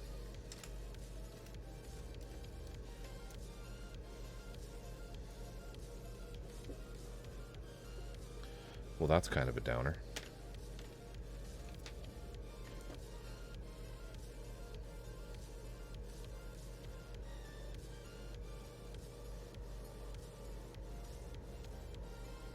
We ended up sleeping with the bridesmaid.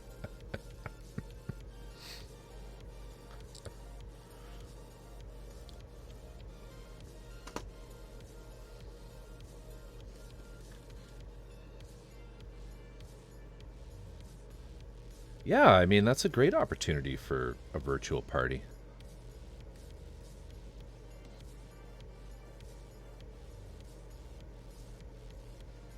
Hey, Vin, how are you? Good to see you. Welcome. Welcome, welcome.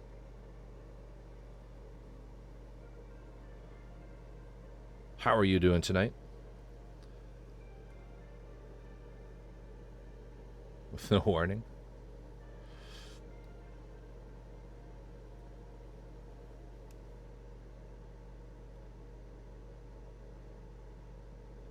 Just working on the Schnabelgun here.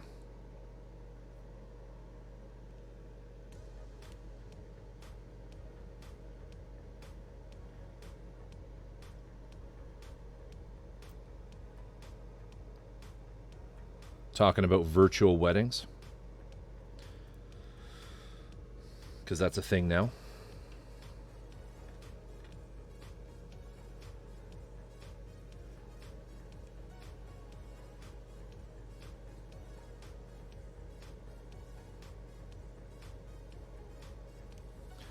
Let's get these legs done.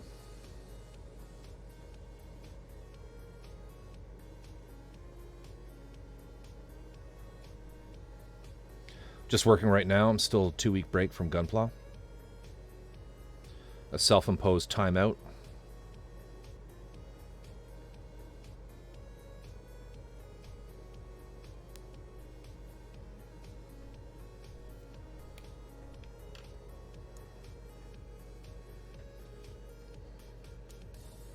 People hold wedding ceremonies in MMORPGs all the time.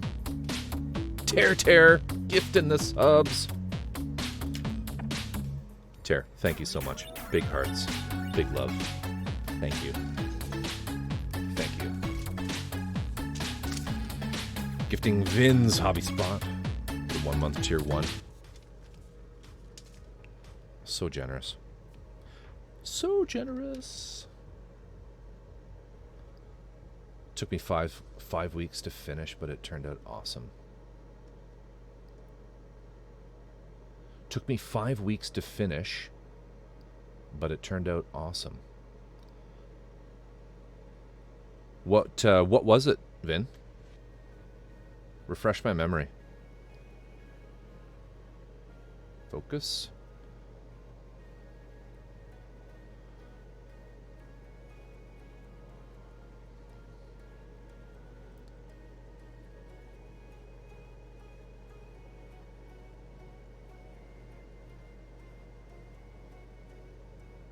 Wing Zero Verkaw. Okay, great. That's nice. That is nice. That's nice. And look at this guy showing up, acting like 5 weeks is a long time. He's obviously never seen me build. Yeah, and I was going to say, please post some pics if you can.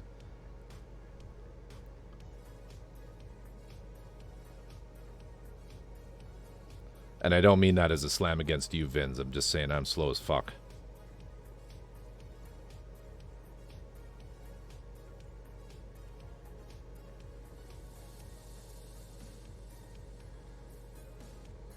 Can you say that? Can you say slow as fuck? Is that? Yeah, go ahead. Absolutely. Drop links. Please, please, please. But you can say that, right? Slow as fuck? That works, yeah? It's a very versatile word. I think it works.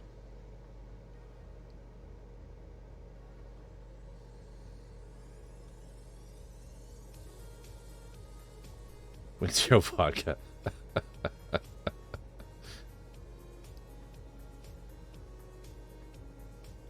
Dream, there's a Gundam called the Tequila Gundam. That's actually quite funny.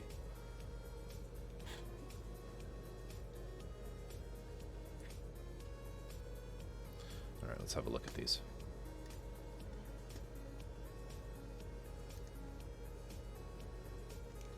All right, I'll play it, guys.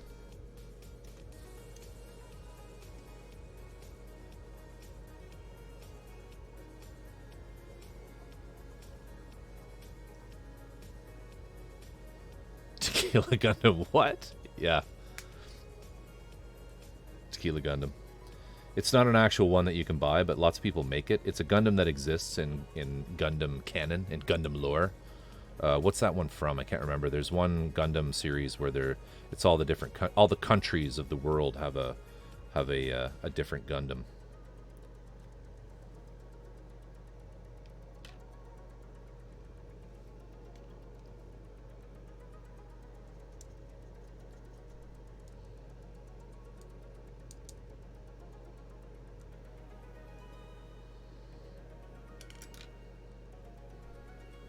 Alright, I'm just gonna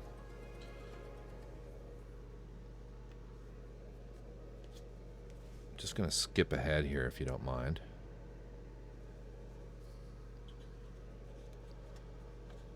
Well, of course it is Dream. G Gundam, that's the one, yeah.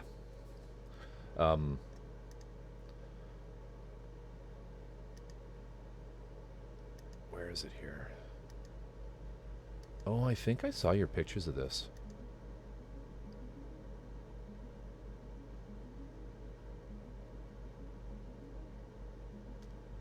Yeah, here we go.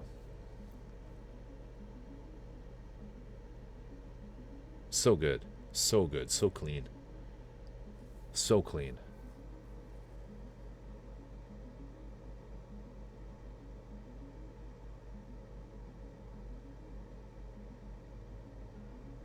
Drift, pay attention to the diorama and the work he's putting into it, not the cutting mat.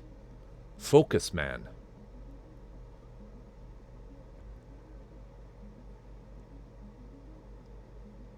Beautiful work.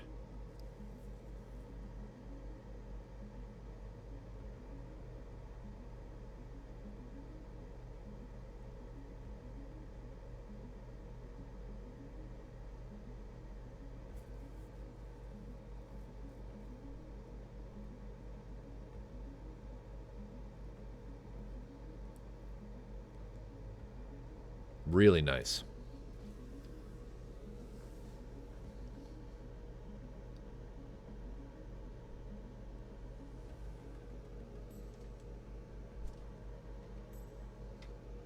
But you was gonna Too good. Too good. You're welcome for watching. Amazing. Amazing.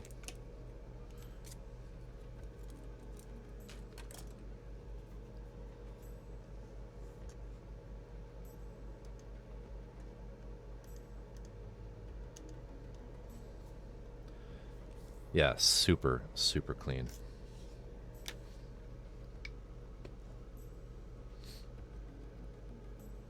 So you did that and you're like, all right, I need to walk away from this for a while.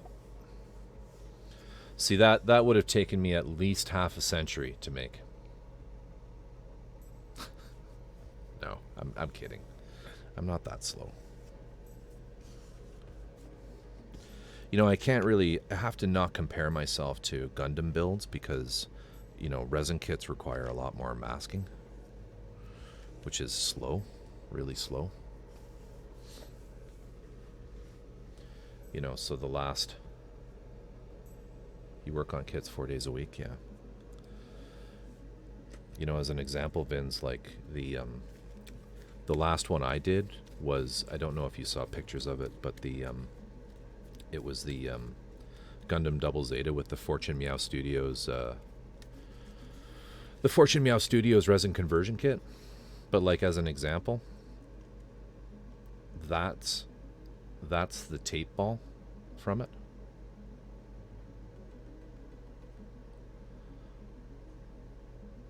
So it's like you're immediately at a huge disadvantage with resin because you can't just individually paint parts, you know? So it's just takes that much longer to do anything. Yeah. But it's an ongoing point of ridicule amongst my viewers. And I'm okay with that. It's fun. Add some spice. Add some spice. Add some crunch. It's the croutons to the proverbial salad that is my Twitch stream. We slow you down with all our banter. Yes, you do.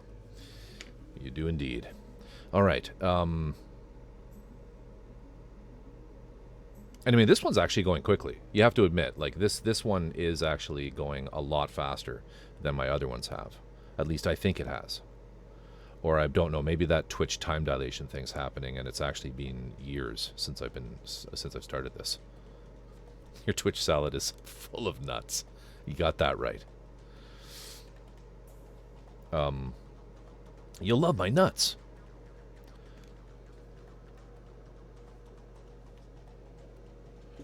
All right, so it was suggested to me that I paint the brake pads red. What do you think, guys? Should I do that? Should we go with red? I'm fully capable of eating croutons like a snack if they're seasoned. I think most people would be okay with that.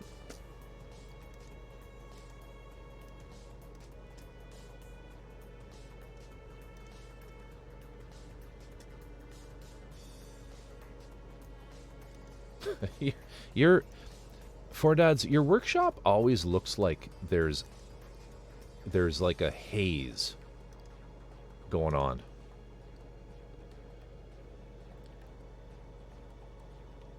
Like you're hotboxing the place. How stoned are you right now? I'm just kidding. Totally kidding.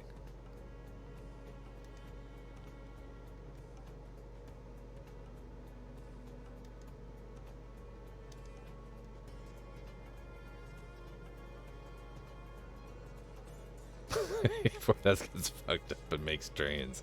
That's right. Sure it is, Four Dads. Sure it is.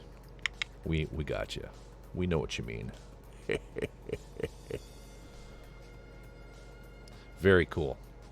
Very cool. Looks great. Looks great. Imagine a train that burned hemp instead of coal.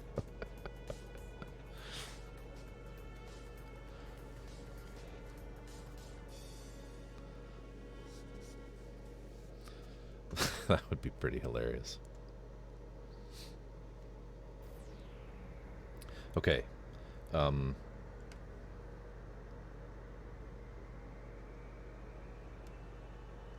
don't know if I should do these red or if I should just do them in the copper. I have something like 36 watt LED. Yeah, we're okay. You don't have to come up with excuses, Four Dads. It's okay. It's okay. We got you. We know what you're talking about. Got those lights. Got those lights. It's lens flare. It's lens flare.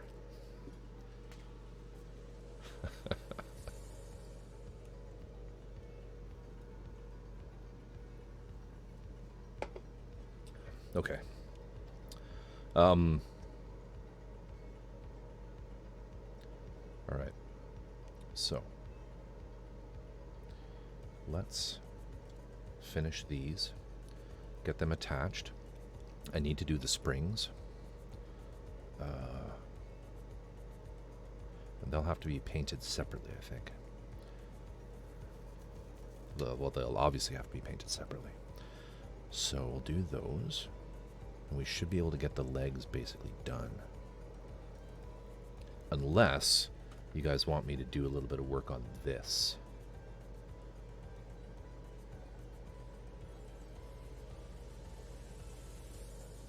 Well, I'm on the fence about. I mean, I get where Jack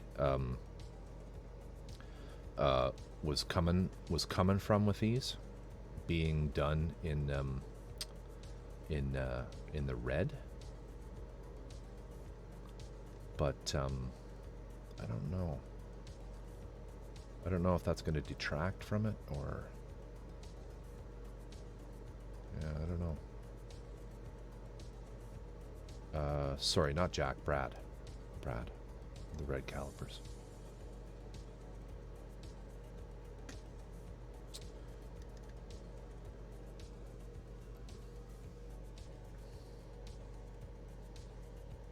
Well, Drift, what he's done, he being Luca, is he just found something in his box of junk and used it as a greeble. Except for anybody who's done anything with a car, right? You know that that's a brake pad and a disc brake. I think I'm just going to paint it copper, and I'm not going to draw any more attention to it than I have already. I mean, obviously your disc brakes don't have this greeble in the middle of it, but I think I'll just use it that way. So let's paint that now.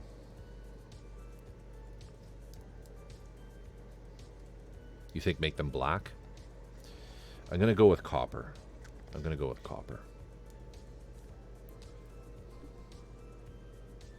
Because most of the non-green parts of this are basically done in the copper and steel. This big girl's back on the bench. Boat.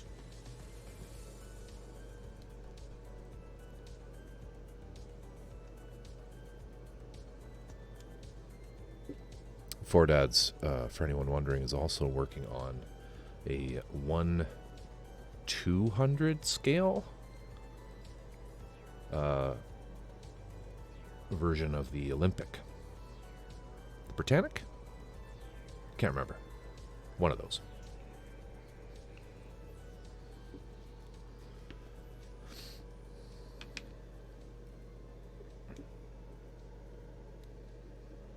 When are you starting the Dora?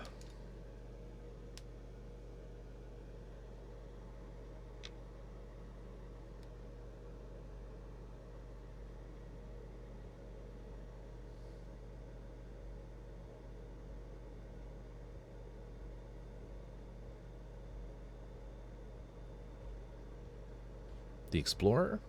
Oh, right, the Titanic. The less successful of the three ships.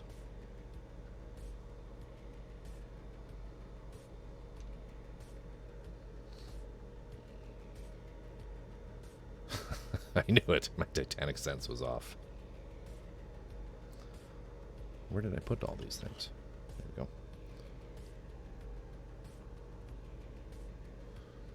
The Dora will be the second half of the year, concurrent with the Missouri and the Enterprise.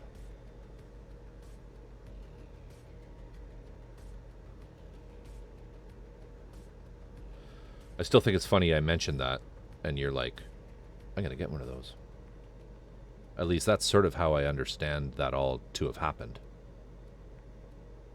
Am I right there? Oops.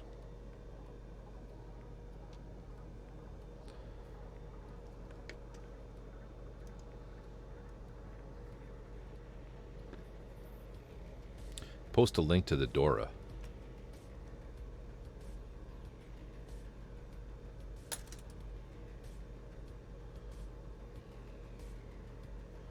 Because you got the really, really big one, right?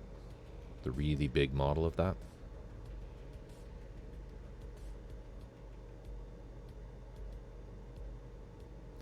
Swiper swiped her keel.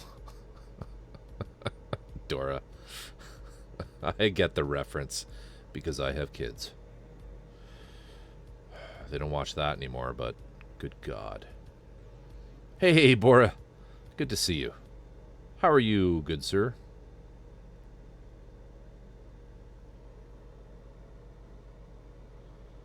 Yeah, the 135 Sora art one. Ay, ay, ay. It's so big.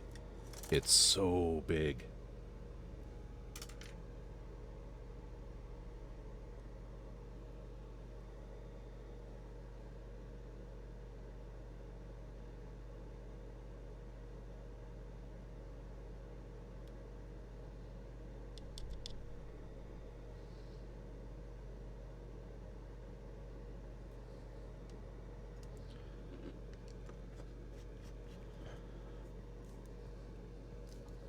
What have you been up to, Bora? What are you working on? We're always a fan of your links, of your posts. What's cooking in the Bora oven?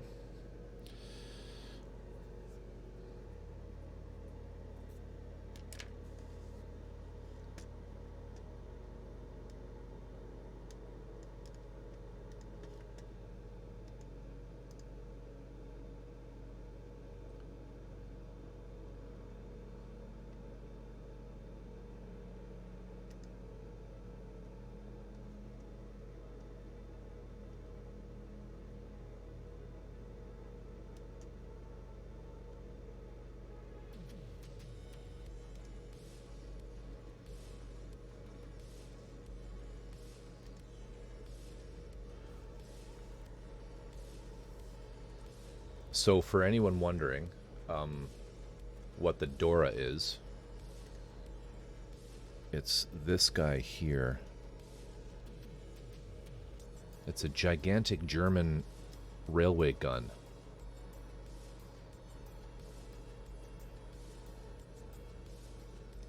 That gives you an idea of the scale.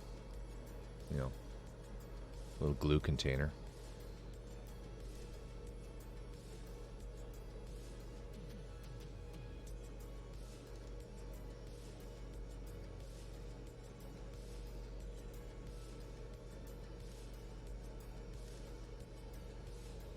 It's big. It's big. That was a Call of Duty map 3 years ago? Cool. I didn't know that. It's really, really huge. Yeah, 1.5 meters long.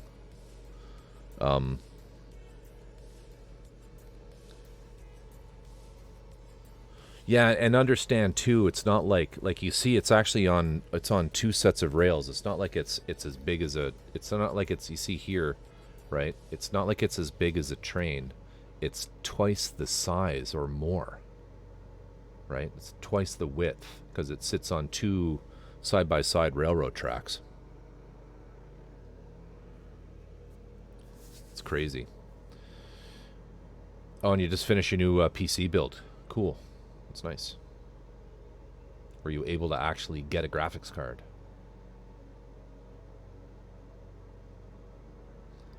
It only fired once for combat. Yeah, I don't know much about the actual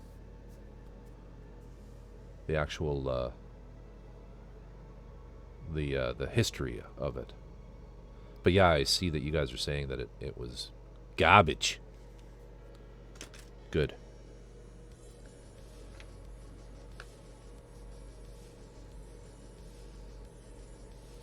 All right. Modded 1070, yeah. The Germans were big fans of super weapons. Yeah.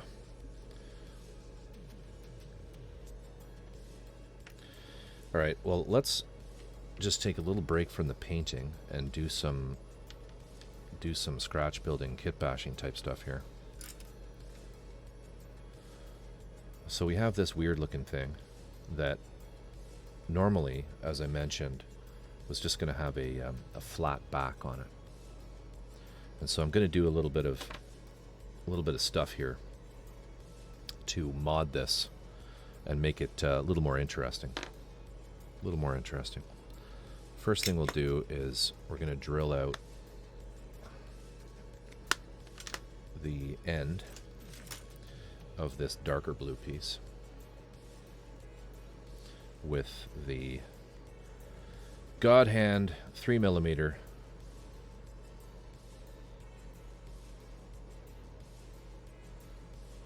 get that right in the middle.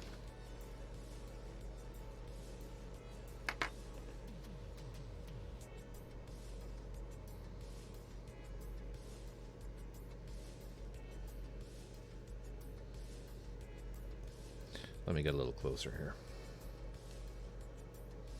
Brighten it up a bit. Not too bright? Too bright.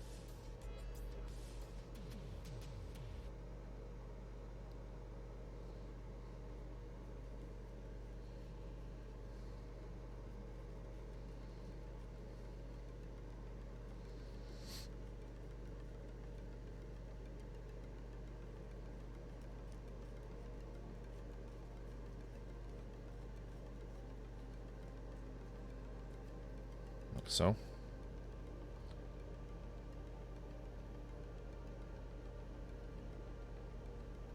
I almost feel like that's too small. I think it should maybe be widened out even more than that.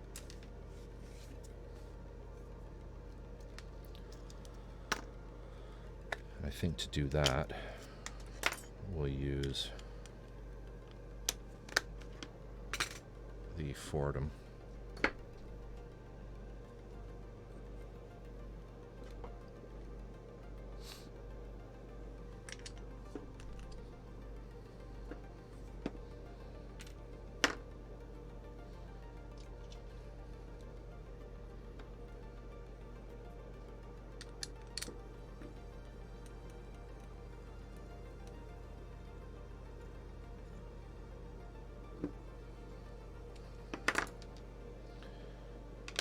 Hopefully this won't.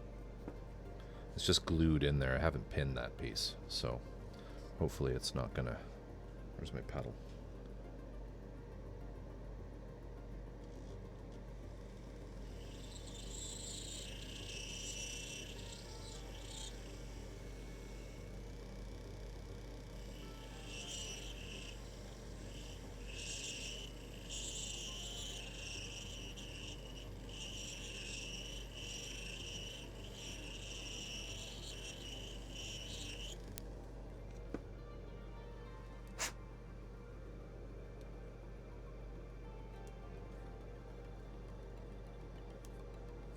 Needs more.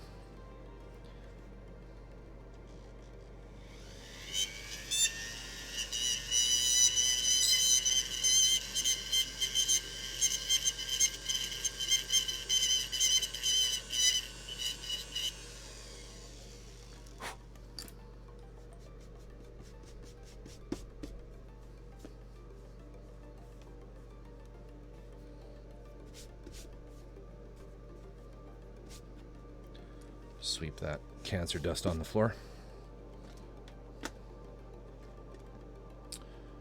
Die.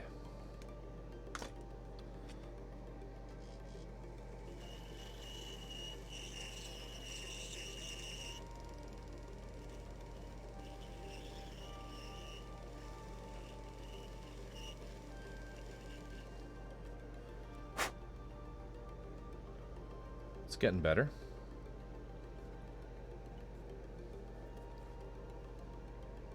It's a little more off of this side of it.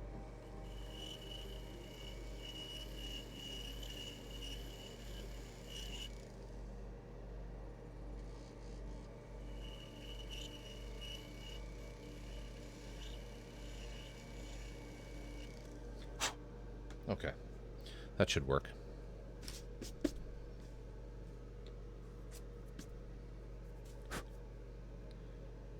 That should work. All right, so now what we're going to do is mix some Aves epoxy sculpt, just a tiny bit.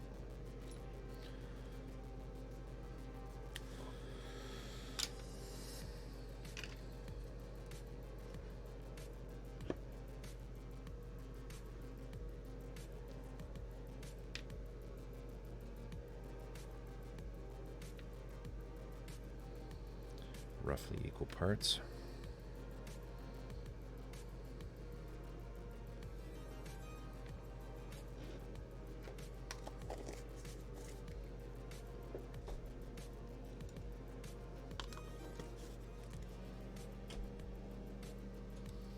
Mix this up.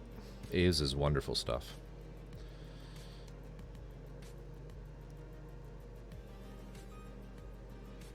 I vastly prefer it over Milliput because it's much cheaper.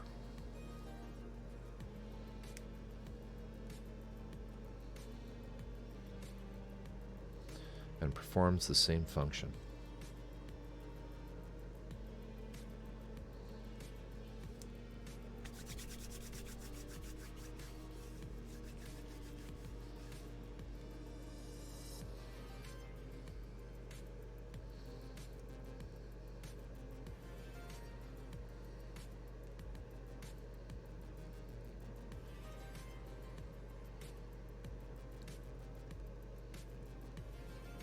Let's make sure it's really well kneaded. And then get a little tool here. Actually, I'd get a different one.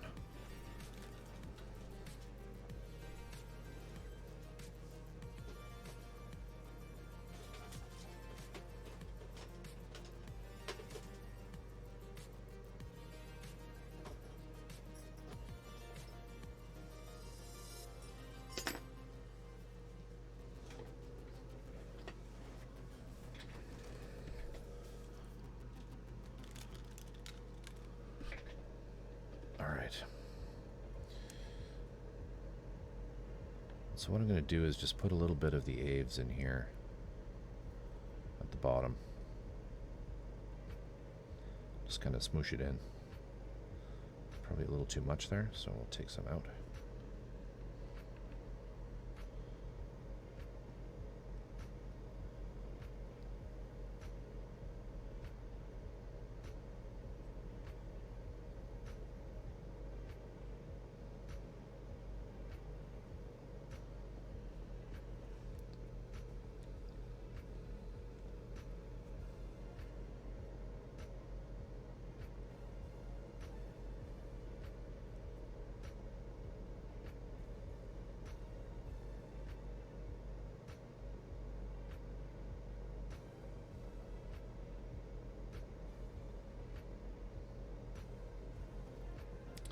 And the same up here.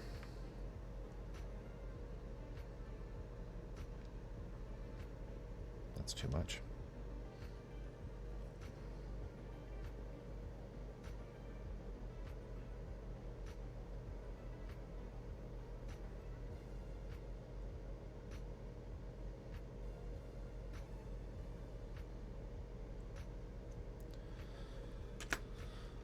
Another link here from Brad. The problem, there is problem with big models like this.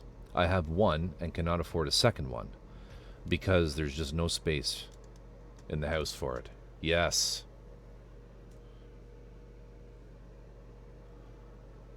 I'm still always impressed immediately by this. It just looks so good.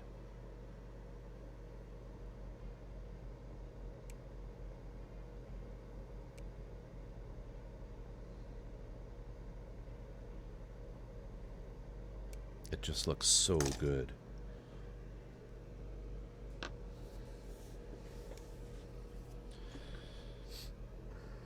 I don't have any really big models like that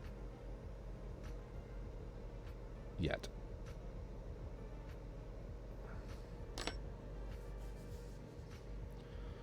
That's true. You can just go smaller now, right? Because it's pretty much was the biggest, wasn't it? All right, so what we're going to do here, folks, is we're going to get some solder of various sizes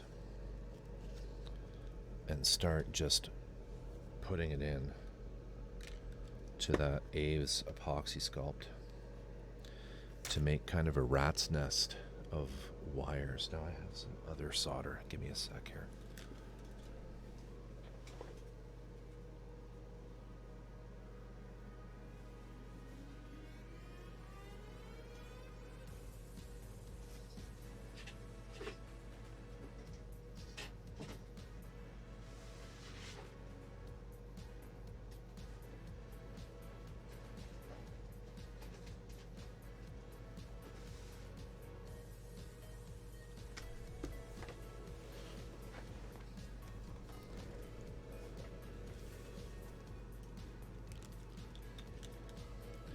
You got a lamp out of it? So a few different gauges of solder here. This one might be a bit too thin, but that's okay.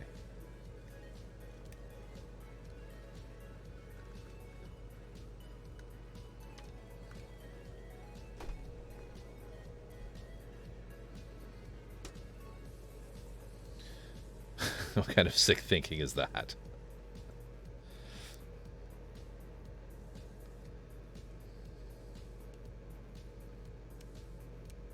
Let's start with some of the larger size stuff. So you guys get an idea of what I'm doing here. So I'm just going to cut that. And we're going to just fold it into a loop.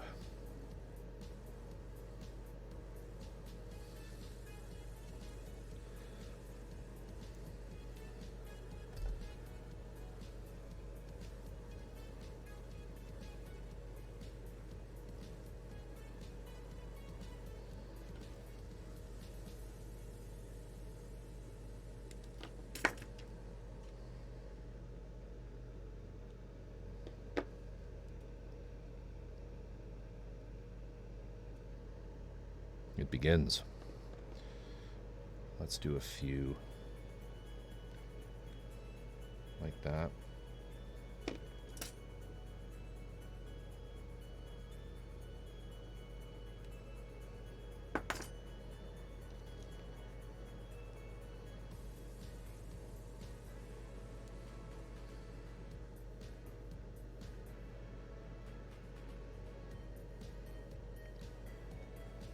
With the larger stuff, we'll do 3.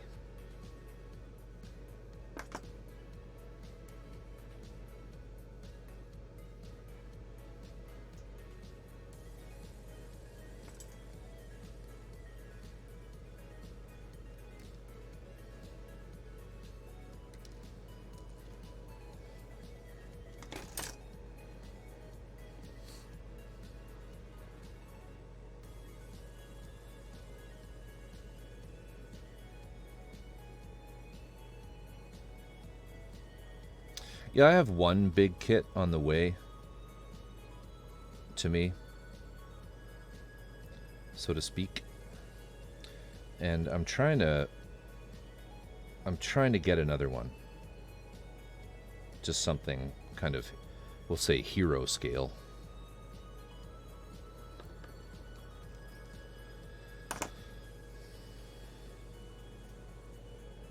And I'm having not a lot of luck, unfortunately.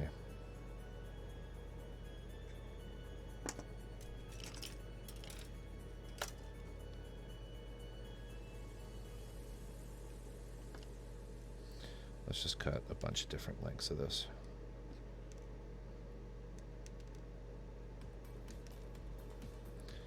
But I did find one that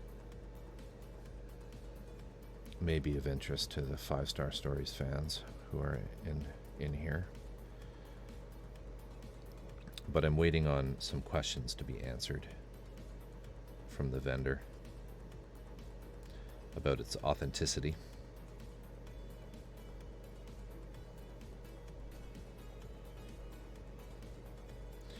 And it is a 135 scale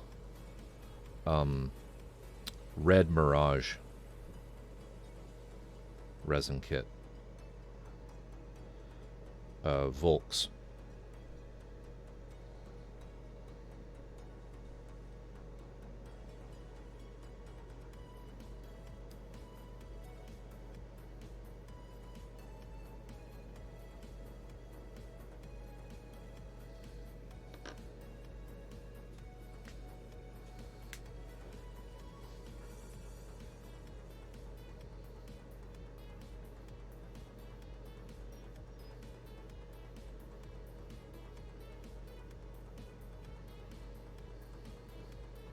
I'm a brainiac.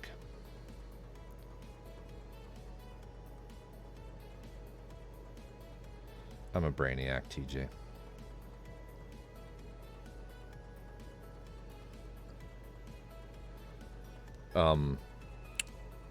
Drift, I think it's probably about a meter, if I had to guess. I have no real information on it other than the unassembled pictures in the box. And I can't really... I mean, I did a very cursory... Let's see if I can find it.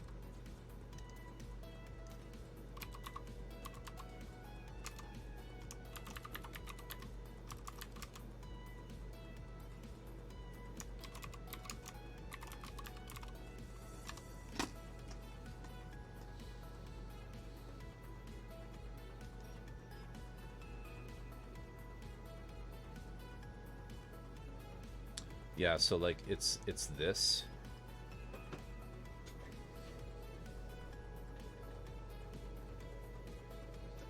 It's this basically.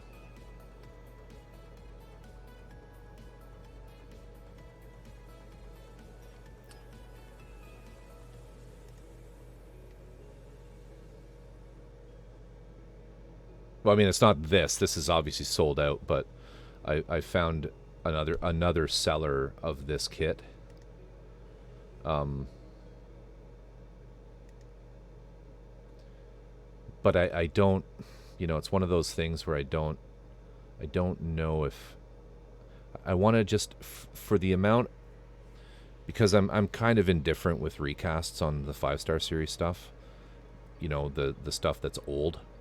But nonetheless, I don't want to pay for, you know, original kit prices on something that once I get it at my doorstep, I was, you know, duped into just seeing, you know, pictures of an old box, but they sent me a recast. Do you know what I mean? Like, I'll buy a recast of a fucking ancient, out-of-print Volks 5-star series kit, but I'm not paying $1,000 US for it, you know? Like, that's not happening, right? So anyway, I don't know the height, but I'm guessing at a meter or like somewhere between maybe 3/4 and 1 meter.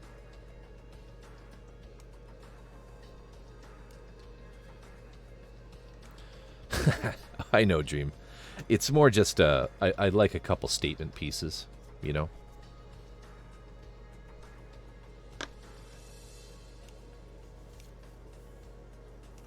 Well, I mean, that's an option too. That is, I mean, I haven't got this yet. I'm still trying to find it. The really, really old resin kits, they're expensive and very difficult to find.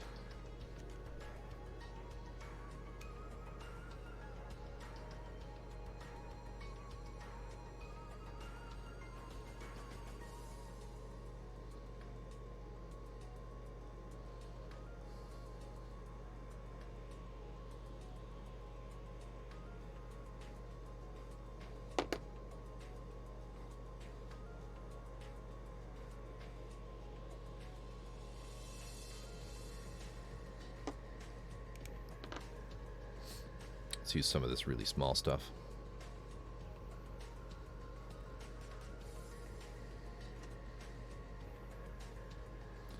So I don't know, I'm kind of on the fence about that one, but I don't know, what do you think? Is it worth pursuing it? I don't know.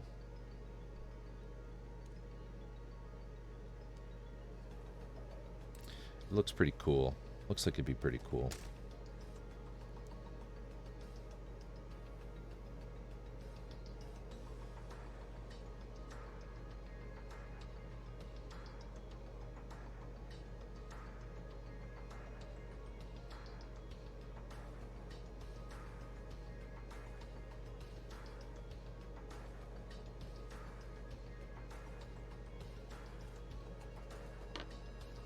Old Type 85, welcome. Thank you for the follow.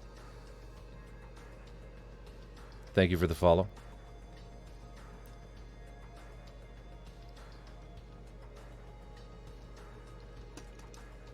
What have you discovered, Drift?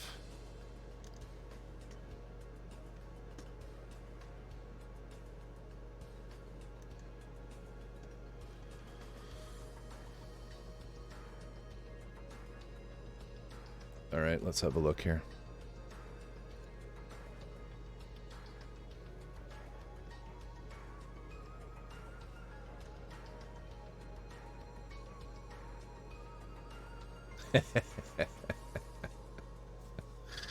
Yeah, I did kind of expect it to be like that, but it's funny. I wonder how big his hands are. Do you think he has big man hands, or are they little hands?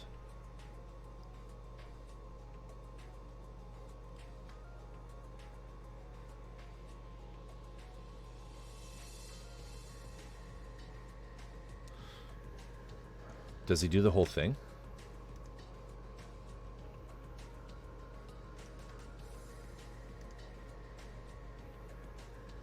Oh, it's just the shield. Alright, I will have to keep that. The child could use it as an actual shield.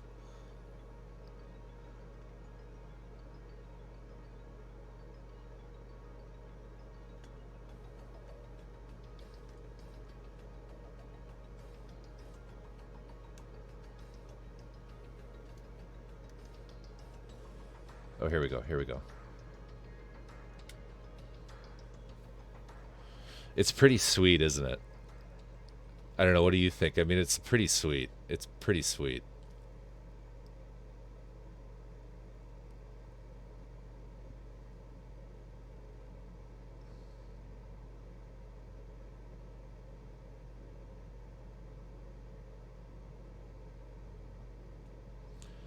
So how, that's like, it's less than a meter. It's definitely less than a meter. What do you think, like 50, 60 centimeters? Fuck, back up, man. Back the fuck up.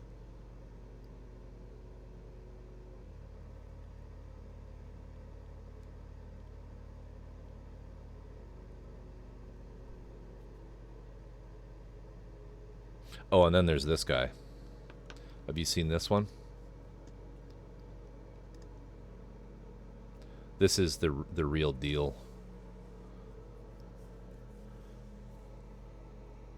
So this for viewers who aren't familiar with this is like really old Volks resin kit, and two companies, Volks and Workshop Cast, got into like basically a whose dick is bigger type match at some Wonderfest of yesteryear, and so they both came out with a Yak Mirage Twin Tower edition, and the Yak Mirage is already like a really big 5-star series mech, and hey, unpredictable Artist has entered chat, and this is her badass introduction. And so both Workshop Cast and Volks made these kits, two completely different ones, and they both sculpted it, and it's like, come on, where's the pieces? They're enormous. They stand 2 meters tall with the guns. But there's a video of this guy sort of showing it off. And he said that he was going to continue and actually build it and take videos of it, but I don't think he ever did. Honestly, he probably resold it for $7,000. But yeah, they're really big. It's really big. Where's the let me just find the pieces that I'm thinking of here. The guns themselves, is it those? Yeah, those are the guns.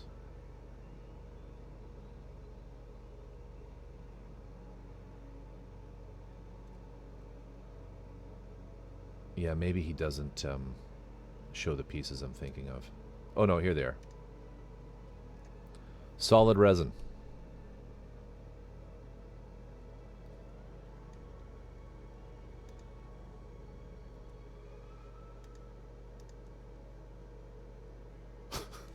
It's ridiculous. It's just ridiculous. How are you, Unpredictable? I hope you're well. I hope you're well. We're just kind of doing a little bit of little freehand here, so to speak. Playing too much Minecraft. Yeah, that was really funny. Unpredictable Artist is getting into Minecraft, going down that rabbit hole,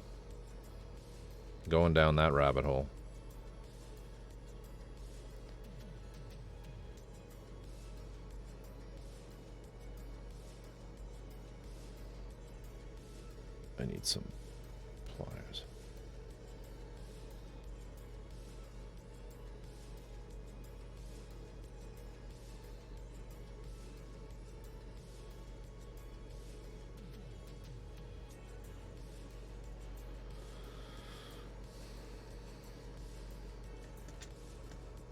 Etchybat, take care. Thank you so much for the gift subscription for 4 Dads. Much appreciated as always. Take care. Have a great Saturday. And maybe we'll see you tomorrow. Yeah. Good night. Good night.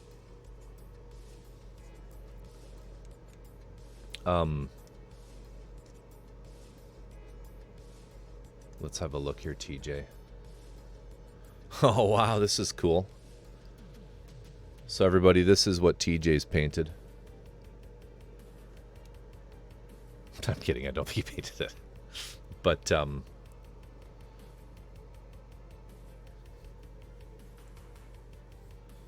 that's awesome. Nightmare Kshatriya. Kshatriya. Sorry, Kshatriya. Kshatriya. Somebody was drunk when they named that one. A very cool painting. I know it was not you. I know it wasn't you. Glazed terracotta colored glass. That's all I'm going to say. Unpredictable. It's a rabbit hole. It's a rabbit hole that you might not recover from.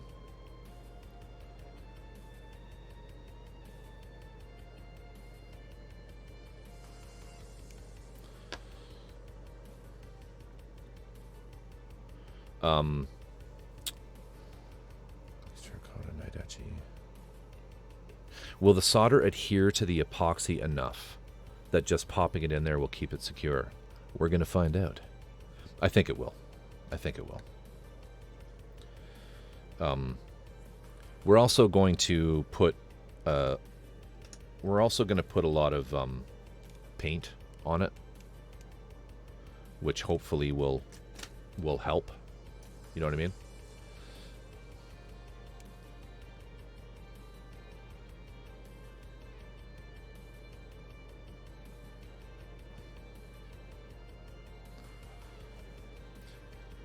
Working title is Crayon Box Explosion. Nippers. I'm saying it very quietly. These aren't nippers. But these were nippers.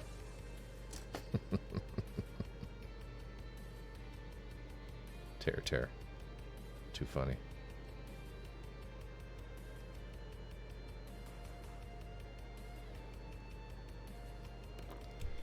And then maybe a big one here. I'm saying it very quietly, by the way. So I have played a little bit of Minecraft in my day, and I'm glad you're getting that joy from that game, because it is a lot of fun. I don't like that piece. Take that out. It's too big.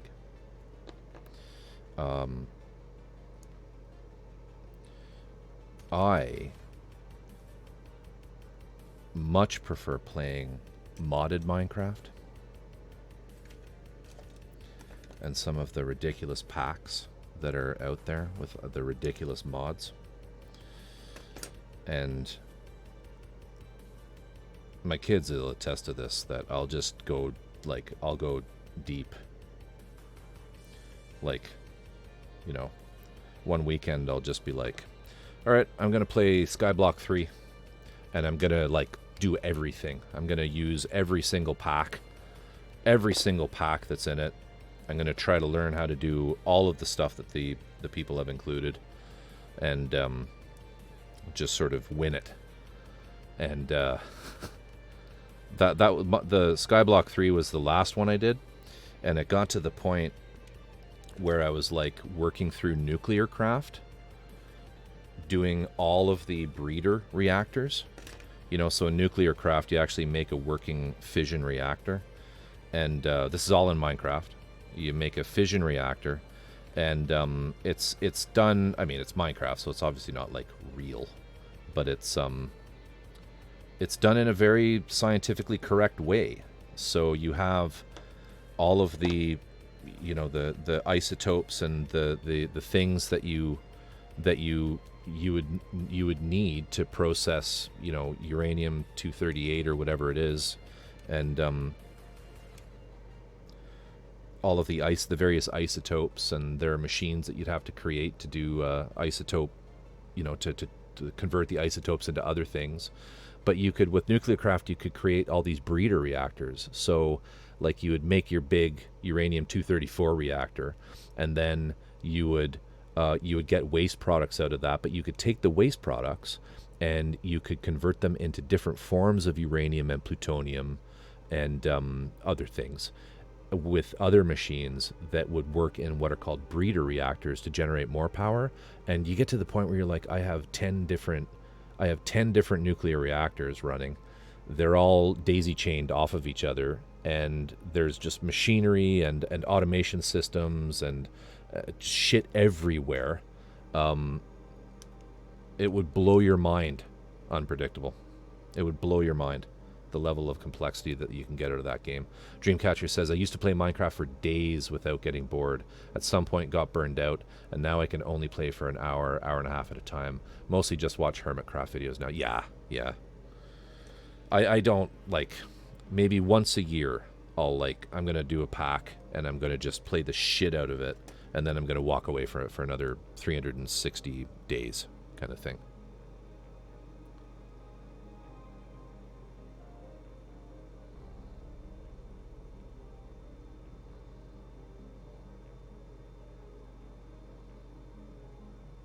Well, and that's what you say, that the unmodded version hasn't lost its shine yet, and that's okay. That's good, because know that once it does, there's a lot more out there.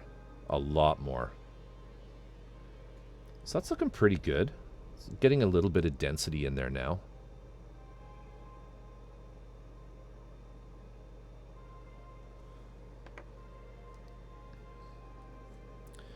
The other thing unpredictable with the mods that you'll find, and Dreamcatcher will probably know exactly what I'm talking about, is stick with the vanilla for as long as you can, because there are tools available to you in the modded Minecraft packs. Like there's one called NAI, which is like an inventory, like a management system to determine what recipes are required for what things, and it's just a really, really good plugin or mod for Minecraft that helps you sort of get around figuring out how to make things that are made from other things, which are made from other things, which are made from other things. And yeah, exactly what Dreamcatcher said. Like NAI is the big one for me. I can't do vanilla very well anymore because I hate the little doohickey that they give you for inventory and figuring out what recipes are what. NAI comes in and it's just like, oh my god, this is so much better. And you just never want to go back. So just keep that in mind as well. Exactly what Dreamcatcher said there. The mods they kind of spoil vanilla for you.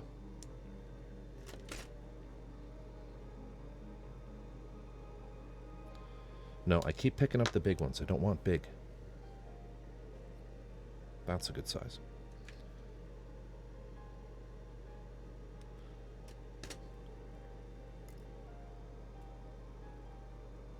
So what do you think of that one, Drift? What do you think of the looks of that Mirage? Should I keep looking? I really wanted the Bang doll.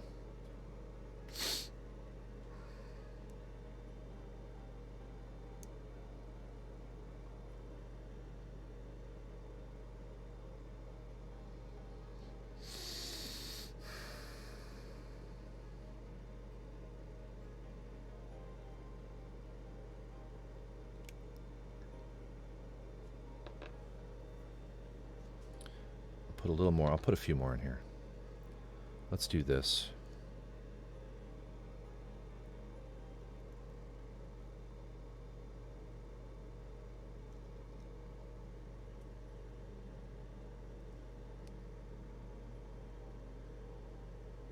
Yeah. It's the problem with some of that the older stuff, eh? Don't you find? Is there's just really not... You know, these are kits that were from an era when, you know, people had disposable drugstore cameras were like popular. Those cardboard box cameras that you send the whole thing away. Get your film back.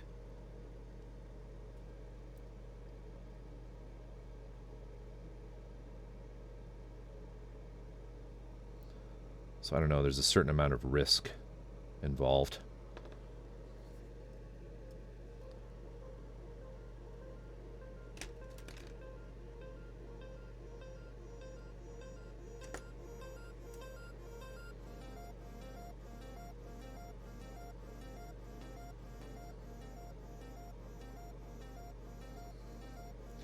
Okay, we're getting the density I want in here.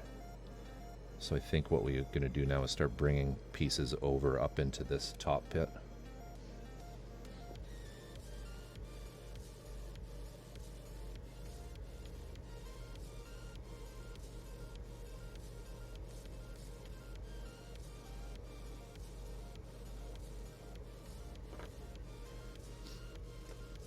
We'll do one large one.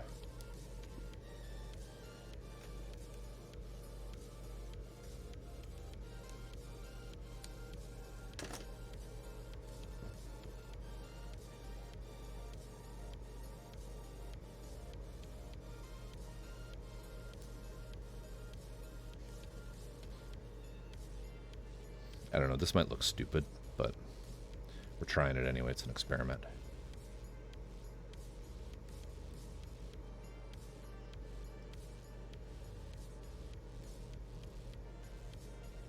Go right in the middle.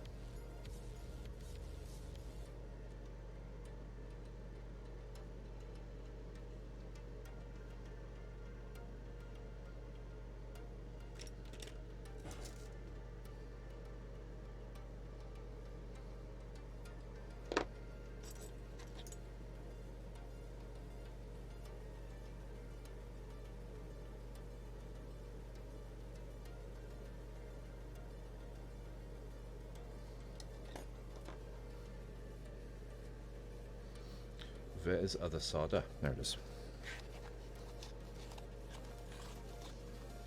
Oh, I have a piece here.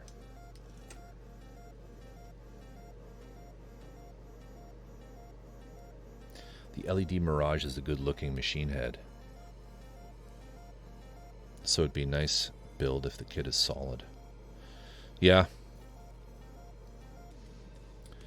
Yeah, I guess why I'm on the fence is because it's so common.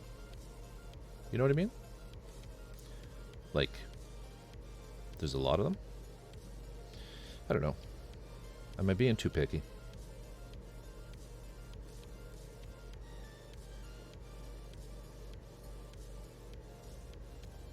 But then at the same time, it's 1/35 scale, so it's like, you know, that's not very common.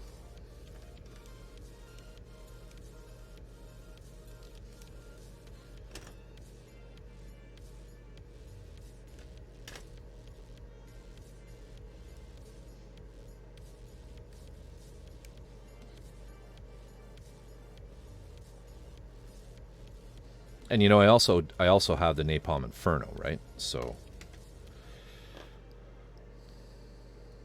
Tear, thank you so much for dropping by.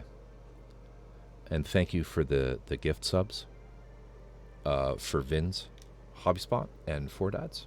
No, not Four Dads, sorry.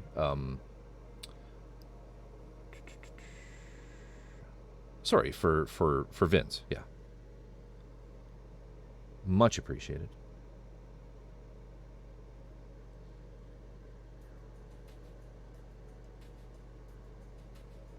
Take care. Have a wonderful Saturday yourself. I will be here tomorrow night.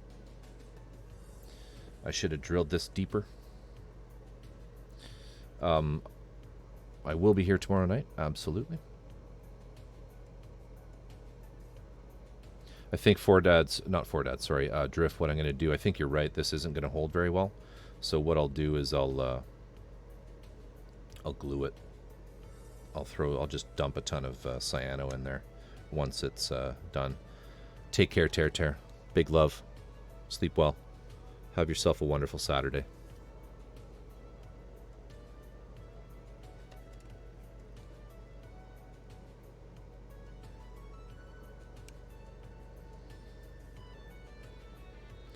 I thought it was a good idea to just use epoxy sculpt. Apparently I was wrong.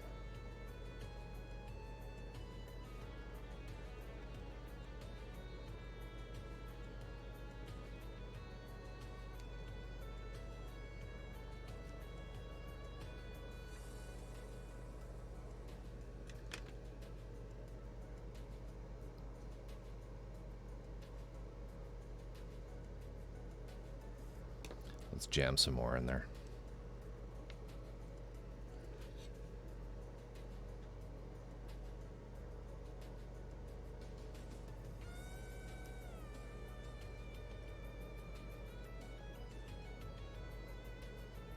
You pull it out after.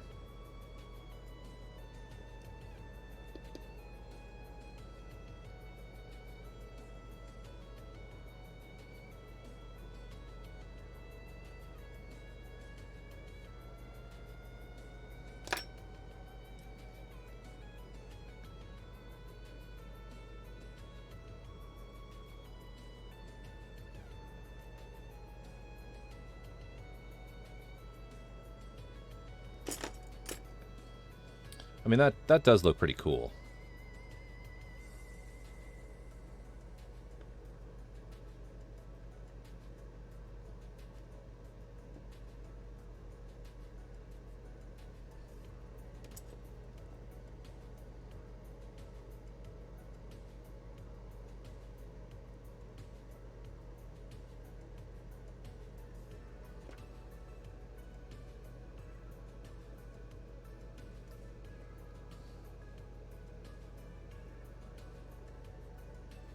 This top bit's finicky because I didn't make it deep enough. I should have drilled way in there.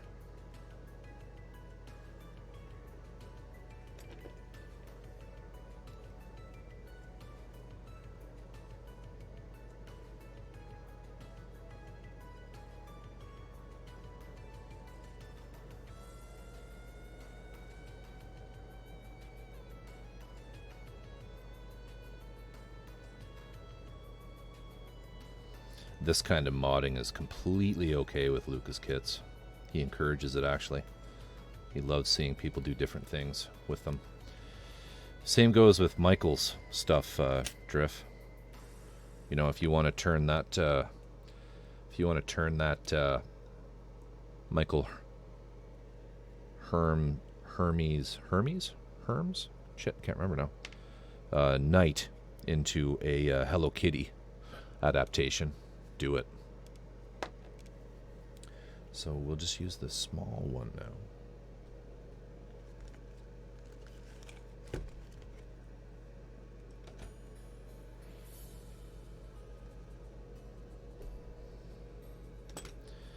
And let's kind of kill two birds with one stone with this one and kind of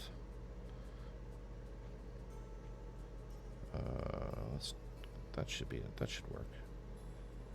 I'll kind of just do four at once here.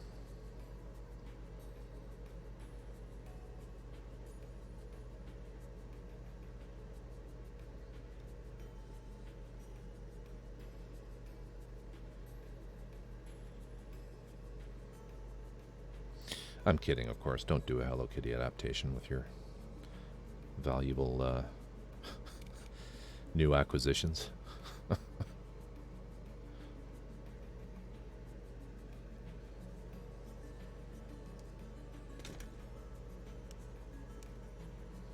That should work. Did something just fall out there? Was that part of that? I think it did.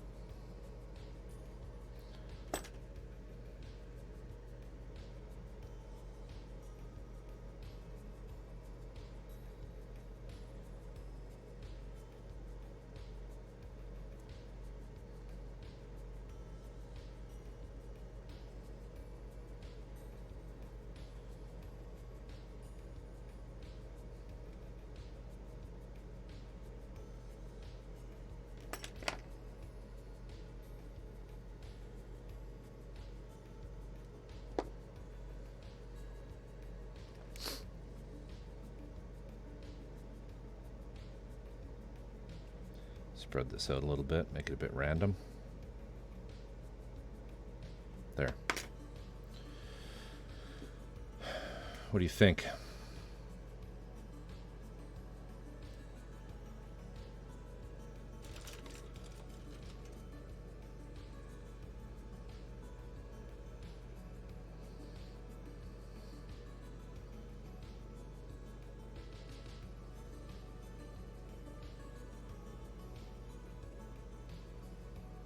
Kind of nice. So we'll let that set up overnight, and I should be able to finish that tomorrow after the epoxy sculpt is set. What I'll do is, I should clean that up though before I continue. What I can do is I can use the ultra thin cyanoacrylate and just kind of dump a bunch in there.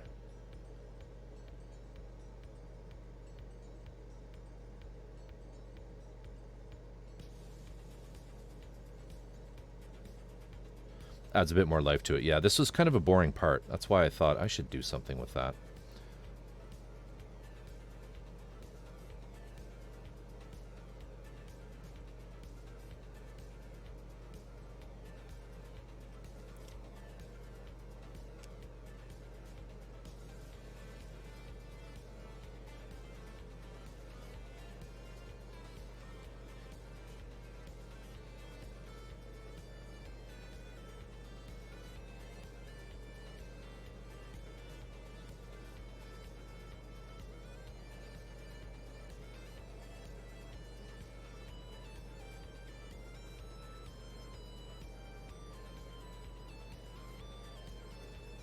There. All right. So we'll just put that there, let that dry. Or set, sorry.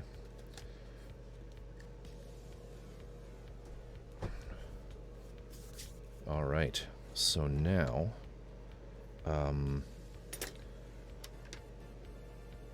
so the Aves epoxy sculpt kind of like gets stuck in my fingers. Hey, David. David 126771. I hope I spelled that. I hope I pronounced that correctly. Welcome.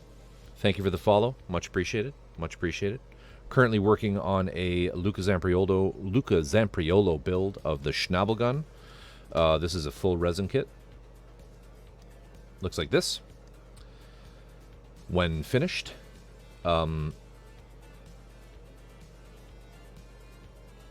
just doing a little bit of scratch build type stuff to give it a bit more a bit more glamour, and I appreciate that. Thank you. What I'm going to do now is just put you onto the be right back screen for a moment while I speaking of glam, I don't know if you've seen this Unpredictable, but I'm just going to put you on Be Right Back for like just a few minutes while I go and wash my hands, because the epoxy sculpt does get kind of into your skin and it's a little sticky. So I do need to just use the actual soap and bathroom instead of just using rubbing alcohol like I normally do. So I'll be back momentarily.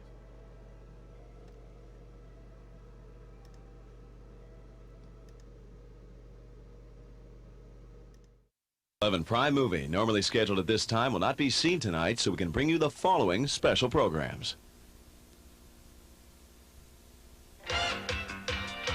Welcome to the 4th Annual Crystal Light National Aerobic Championship Finals, featuring regional finalists from all across the United States competing for the title of America's Best Aerobic Athlete. We are the winners, watch us glimmer, like the sun with a champion. We're in control, body and soul. We push ourselves to the maximum. The champions, we are the champions. Our host, the star of TV's hit comedy series Growing Pains, and honorary chairperson of the National Fitness Foundation, Alan Thicke. With two-time Olympic medalist and international sportscaster Dwight Stones. Fitness expert and star of TV's workout show, It Figures, Charlene Prickett. Plus an exciting presentation by national aerobic champions from around the world.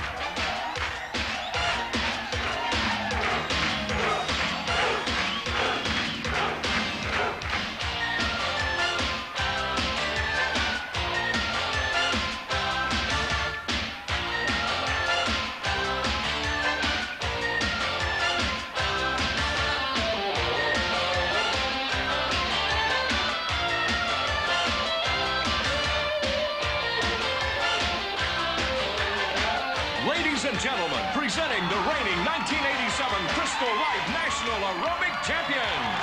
Shine very bright, we take the spotlight. We are the ones, we're the champions. Working smarter, beating harder. We play to win, we're the champions. We're inspired. All right, I'm back.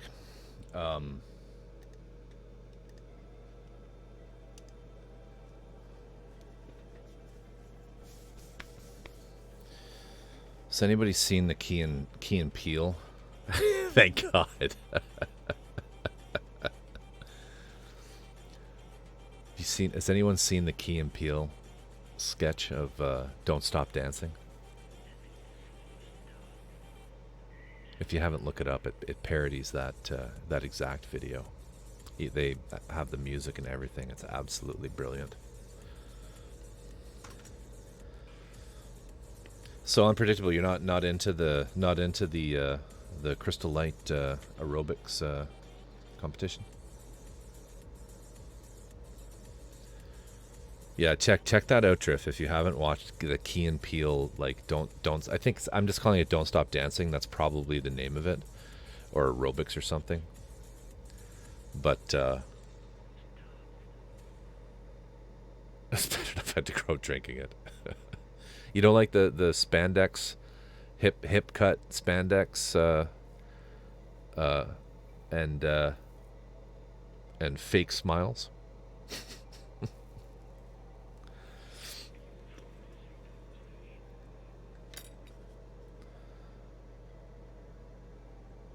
No, those are fine.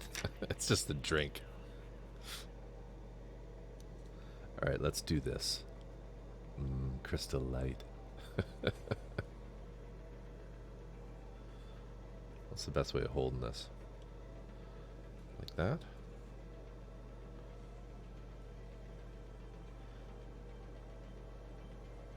When the Yanks want to sell something, there's no limits. It's true. It's true.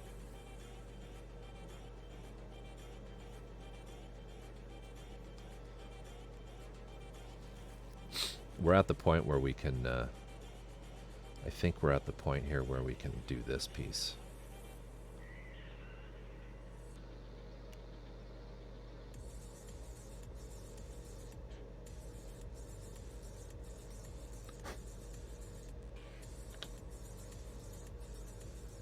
Ooh, I shouldn't touch that.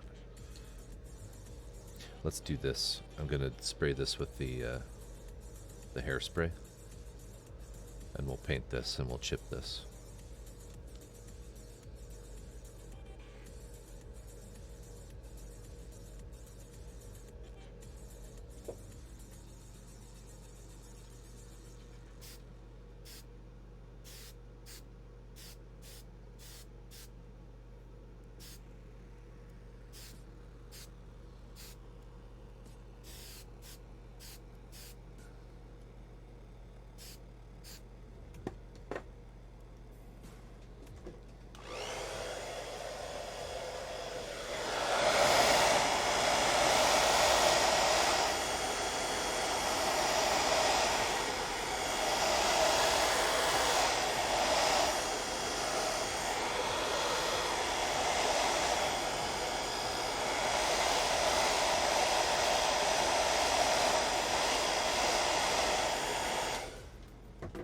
I don't know if when I played that on the last stream it appeared on, if enough of it played to get to the point where the host came out, where they introduced who was going to be the host, because it was one of those moments where it was like, of course it's him.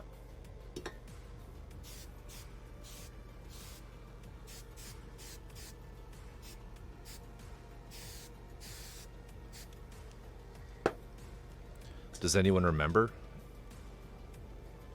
if it got that far in?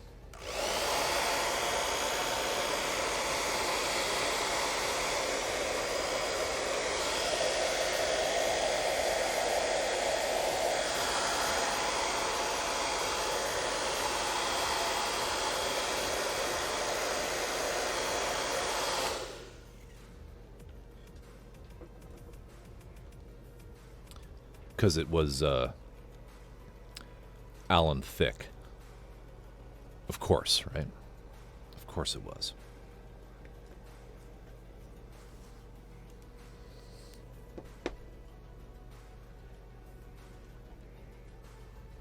That's what I want. All right, let's go and spray this.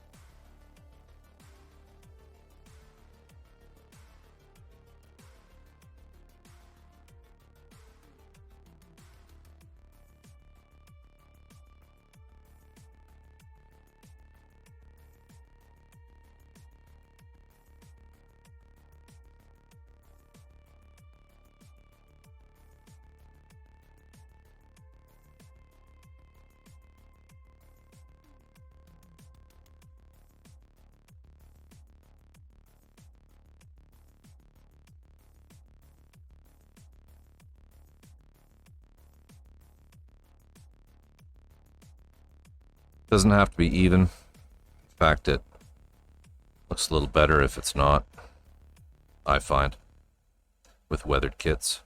And I try to keep it light on the panel lines and heavier in the center of armor plate.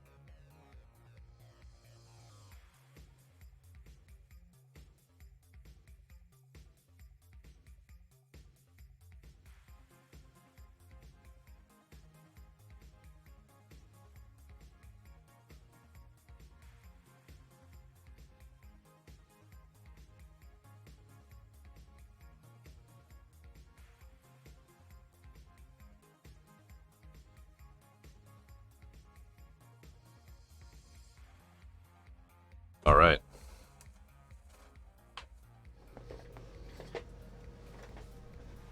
Forfeits, how are you? How you doing, my friend? Good to see you.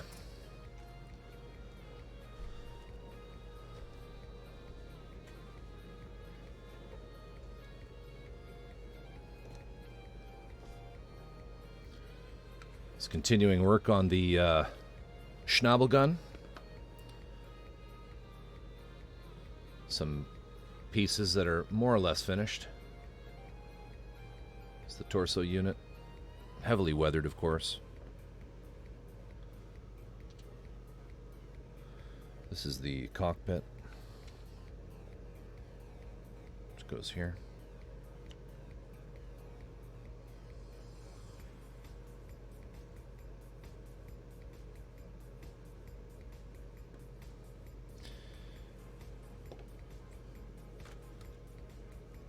And these are some of the leg units.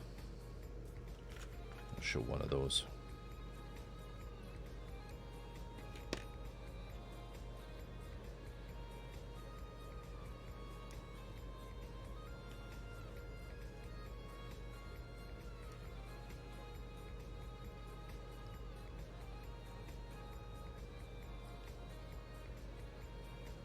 Thank you. So we're just working up to the point where we'll be doing some oil paint, some hand-painted oil paint render, OPR, like oil paint rendered effects for like streaks and grime with oil paints afterwards. We're just kind of getting to that point, but lots of work on it.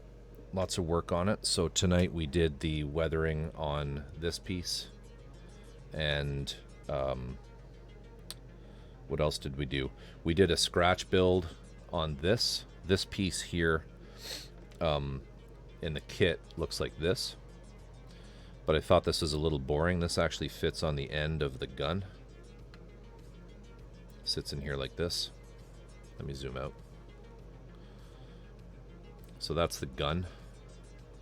You can see its hand here, so it kind of holds it and it drops down underneath his hand. I thought this was kind of dull, so I had a recast piece that I actually like this piece, so I made a mold of it for other projects that I do. I sometimes copy parts that I like from Lucas kits and from Michael's kits, just to use them in other kit bashes. So I had that mold, so I used it, and we cut the end out of it, and we put a bunch of like cable in it with solder, just to make it kind of look a little more interesting. So that'll be there. So we sort of did that tonight. Yeah, lots of fun. Lots of fun. So now we're just going to do the hairspray chipping on this.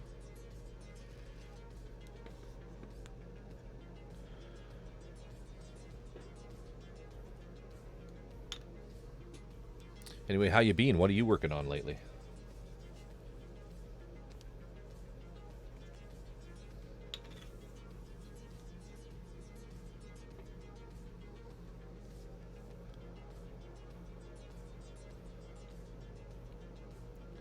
Oh, unpredictable. I just noticed that you said that. No, it's the music is the best part of that.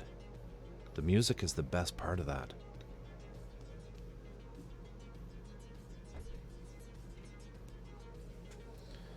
All right. Got our weathering brush. There it is. And a paper towel.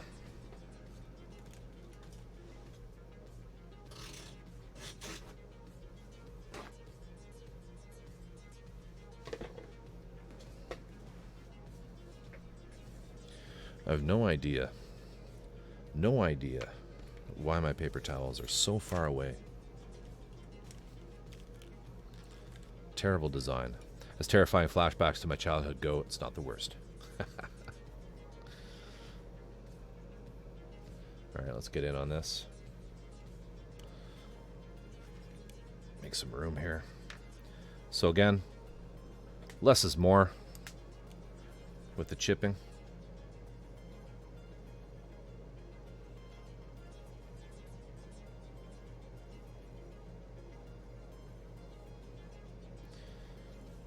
Four dads.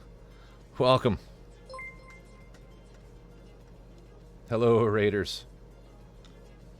Get raided, noob. Welcome, nerds.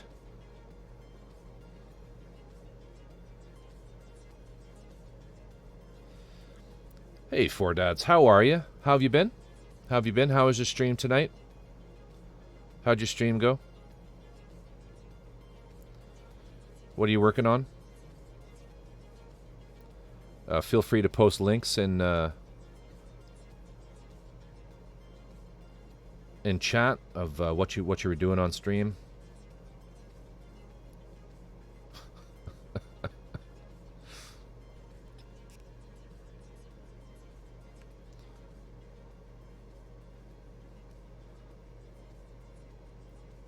Body literally just said, "You have done enough. You have done enough. Son, it's time for you to stop. Have a beer. Do something else."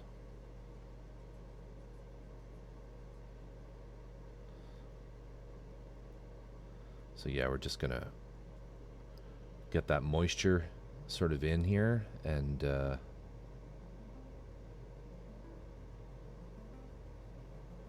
oops, a little much there.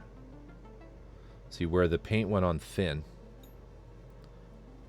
I mean, for those that haven't seen.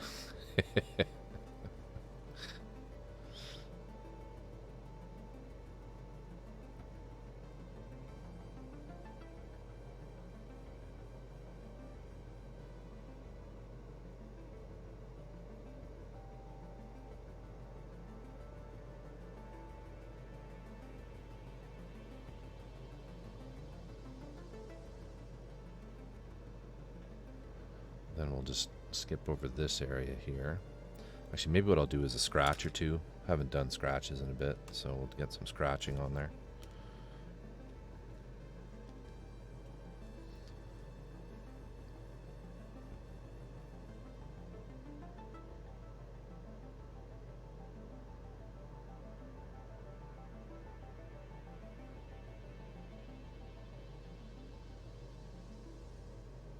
Like that.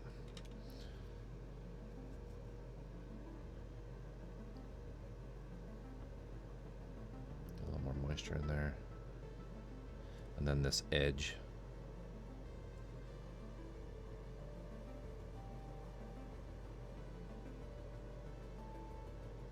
Just get that corner.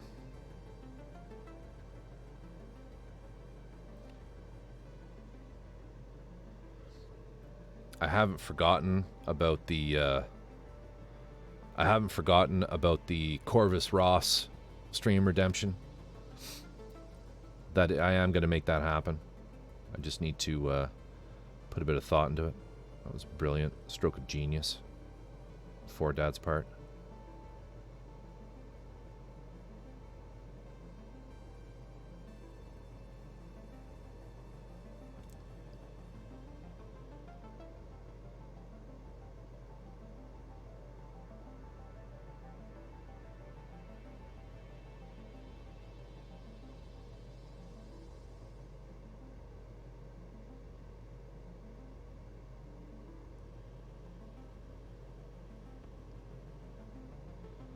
Yeah, it's looking good.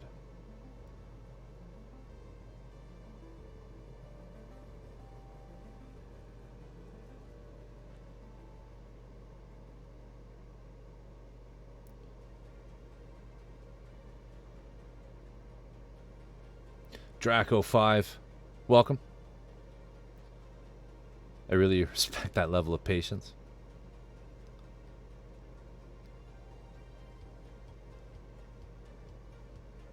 Thank you, sir. Don't know if you're referring to me or if you're referring to For Dad's posts.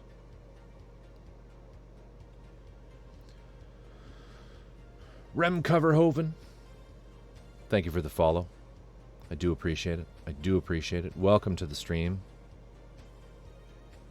Welcome to the stream.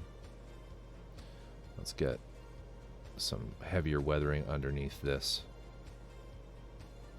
vent and on this edge.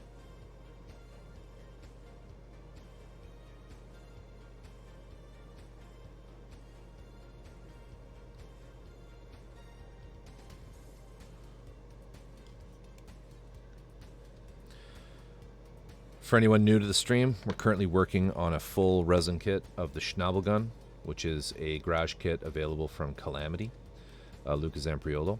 Looks like this. Finished. I haven't actually talked about the reference art, but I can show you that. These are some samples of other people's renderings of this particular kit. So we're doing something like this one, but I also incorporated some stuff that I saw from other people's kits, like these rings on the spring and some of the lines and things like that. But it's a really fun kit. You can basically just kind of like go to town weathering it and keep it really rough looking.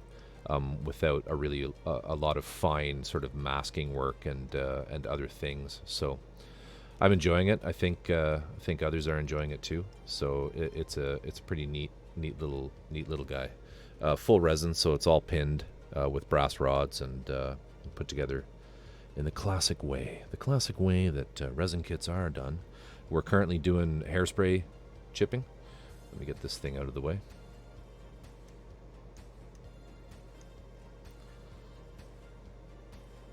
Which is a technique where you basically just paint your rust layer at the bottom, and then you go over it with you coat it with hairspray, quite literally just hairspray, and then you paint over the hairspray,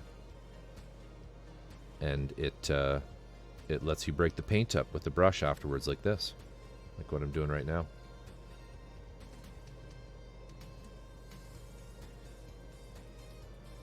To get a nice chipping effect.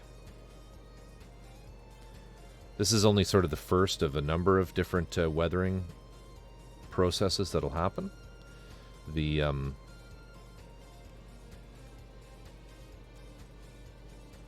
after this, it'll get some washes and, of course, panel lining.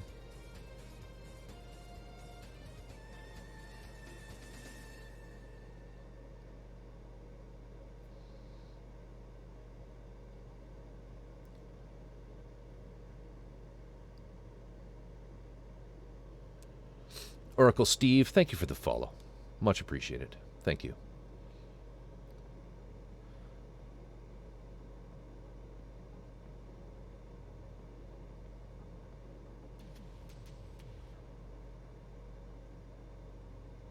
I got to get my sound back on those notifications. I was using a sound file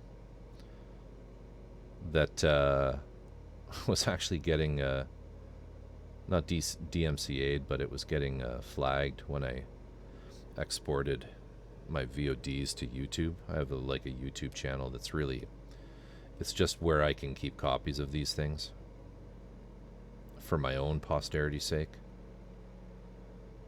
I'm like, are you kidding me? It's like the tiniest little clip. Like 10 seconds of sound.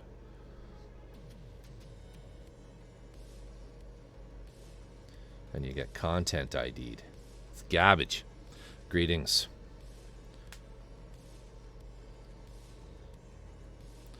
So yeah, feel free to ask questions. Feel free to post links to what you're working on.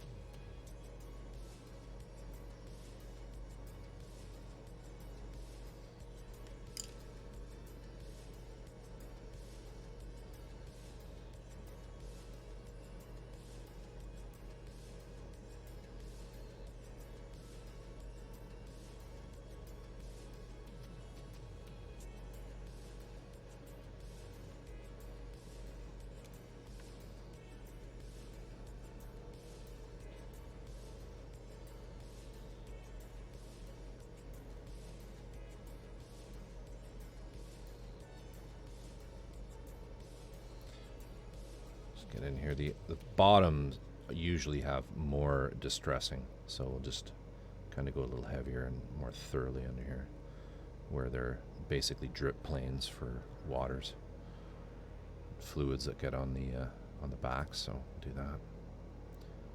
Come off here. This edge, that looks good.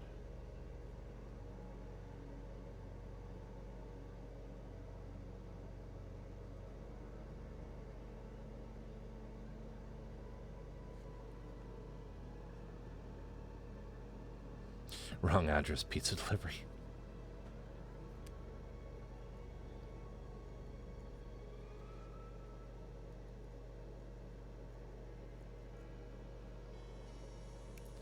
That looks like we just need a bit more down here, and that's this side done.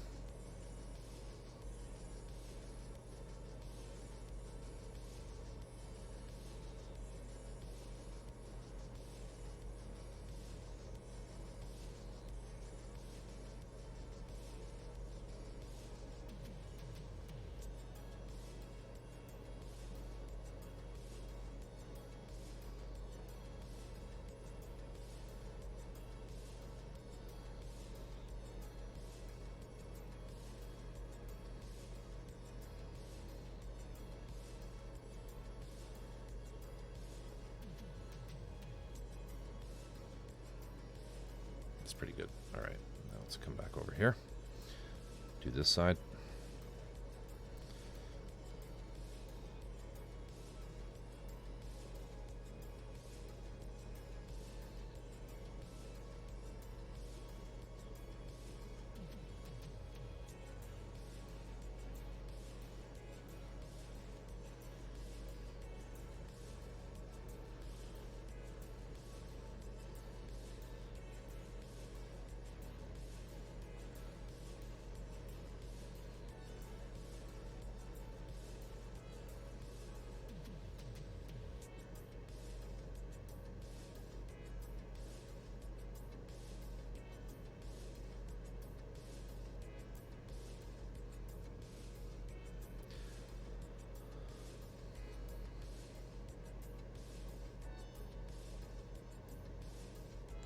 That's awesome.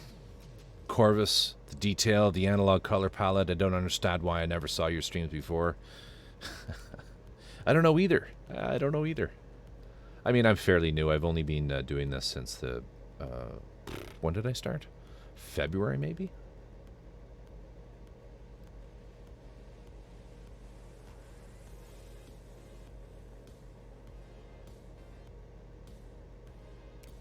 Unpredictable, being distracted by our block game again. Yeah, and Draco 5, you feel free to ask any questions if you do have any. Like, I'm happy to share. I share all my techniques and all this. It's, the more people who are doing this kind of thing, the better, as far as I'm concerned.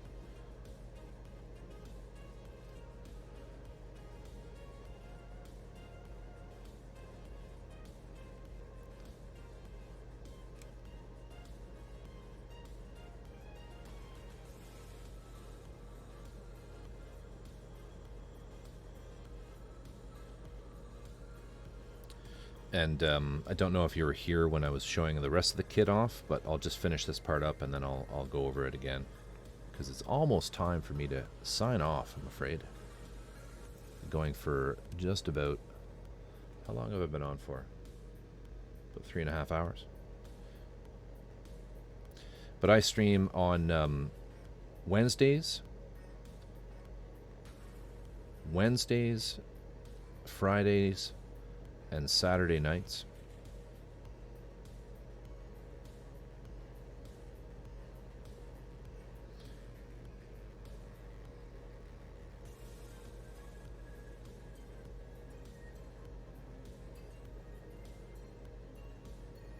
Late night on Fridays and Saturdays, and a little earlier in the day on Wednesdays. I have some regular viewers who have trouble staying up late. And also it's a work day. I can't stay up till 3.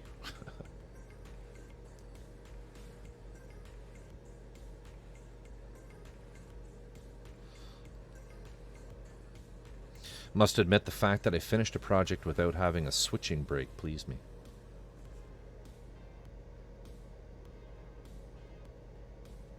Yeah, you went through that. Big boy quick.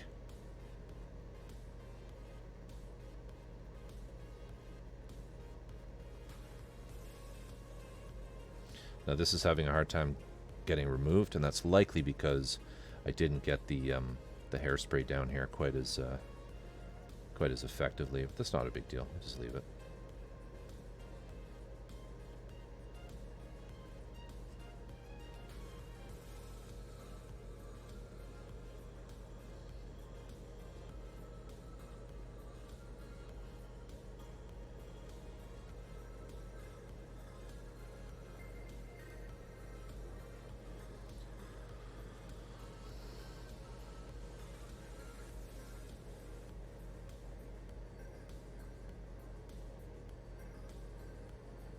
more over on this side.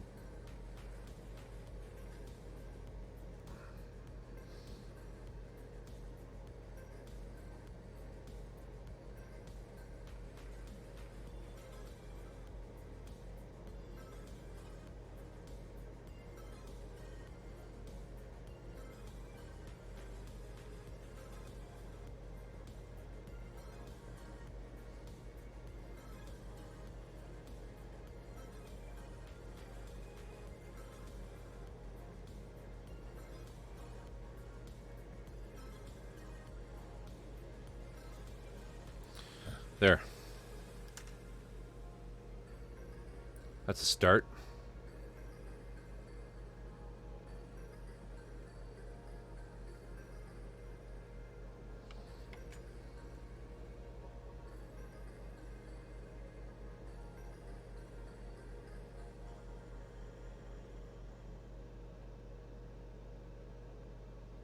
It's a start.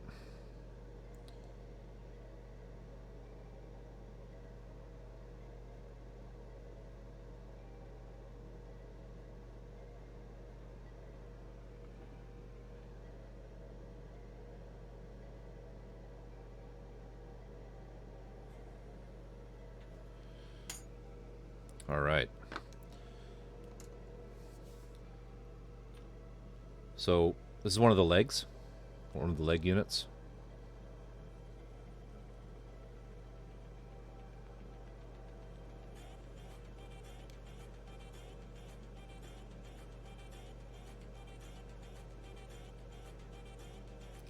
There's an extra piece that's missing on there that'll go on soon, but that's basically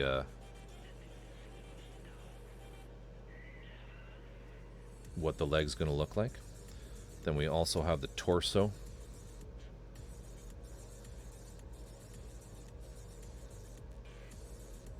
This actually goes on the torso here.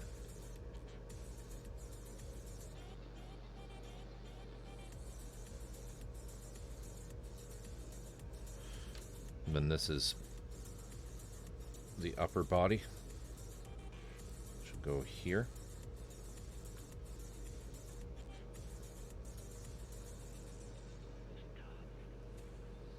And then we have this piece back here.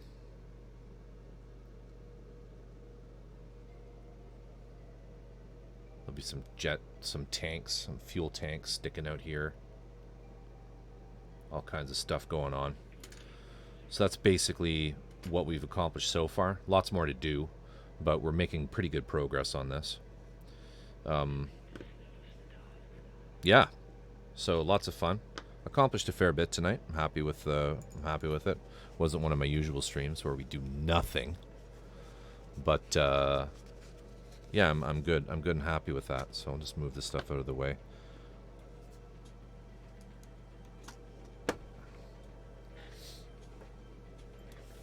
Deeper knowledge of the colors definitely it definitely helps. Yeah.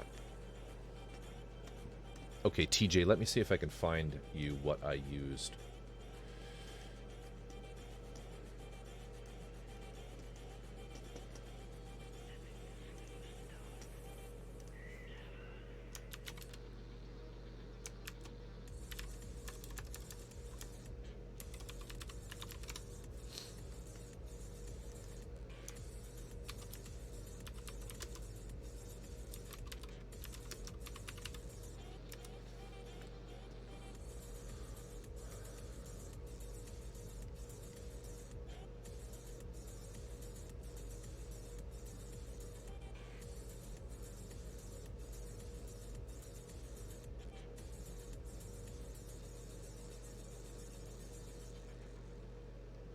So TJ, I basically have one of these.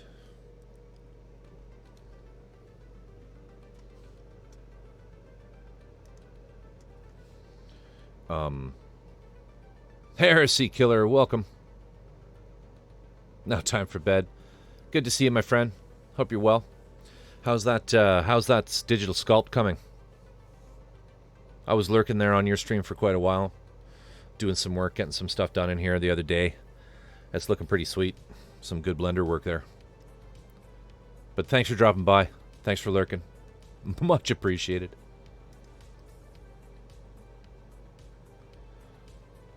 So this is close to what I have, TJ, but mine doesn't have that big thing sticking out of the center of it. That's new. I'm not sure what that is, but I can probably find you a link. I can put it in Discord later for a better one. But this is basically what I use to do my pressure casting. For those who are unaware, pressure casting is a resin casting technique where you basically take your liquid resin, once it's in the molds, you put it into a pot like this, and you, yes, it is a paint pot, exactly. And but now it's a funny thing, right? Because you can go to resin actual supply shops and see these available for like twice the price, but all they are is a paint pot. That's the same thing. It's coming out of the same factory. And they remove the mixing tool. So this thing, I don't know if this is one, but often you'll see them in the center. This column piece that you see sticking up out of the center will be a stirring thing to stir it like a crank. So what I did is I removed that from mine, and I had a special tapered nut made, or bolt, sorry, that I tapped out the hole that it was in, and I had a special NPT style nut in there that seals it all up again. So you can do it yourself. In fact, you can find other ones like these. This is more like what Drift and Etchibat have, I think, where these clamps kind of go down right onto the lid itself. That seems a little jankier to me. It works fine, though. It's totally safe and everything. I just worry that you're sort of distorting the lid every time you really clamp that thing down, which is why I went with this style of pressure pot that has these types of bolts here that really just clamp down on two separate pieces of metal. But yeah, that's basically what I use. I'm surprised. Okay, here, this is exactly what it was that I got. So you can see there was this crank piece that I have, that is no longer in there at all.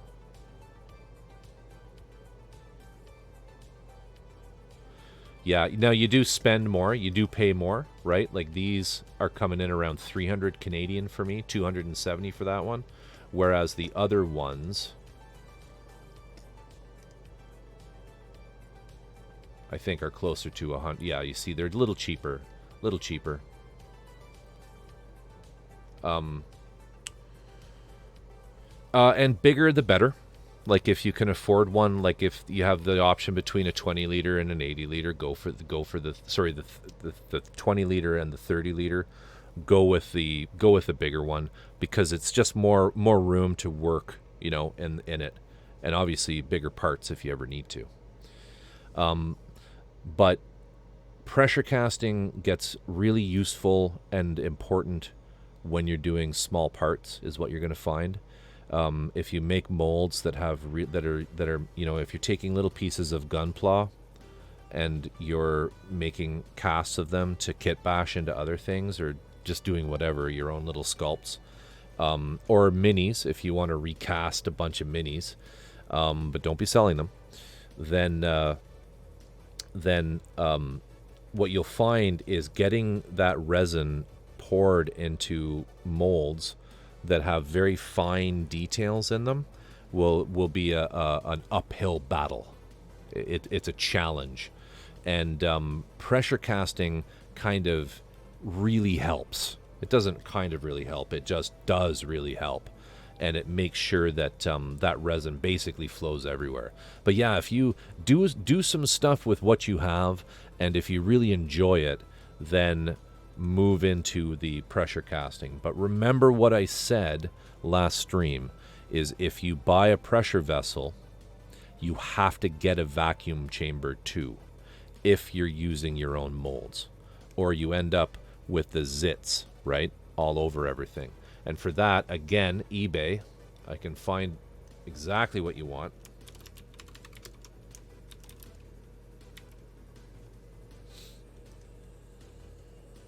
It's this.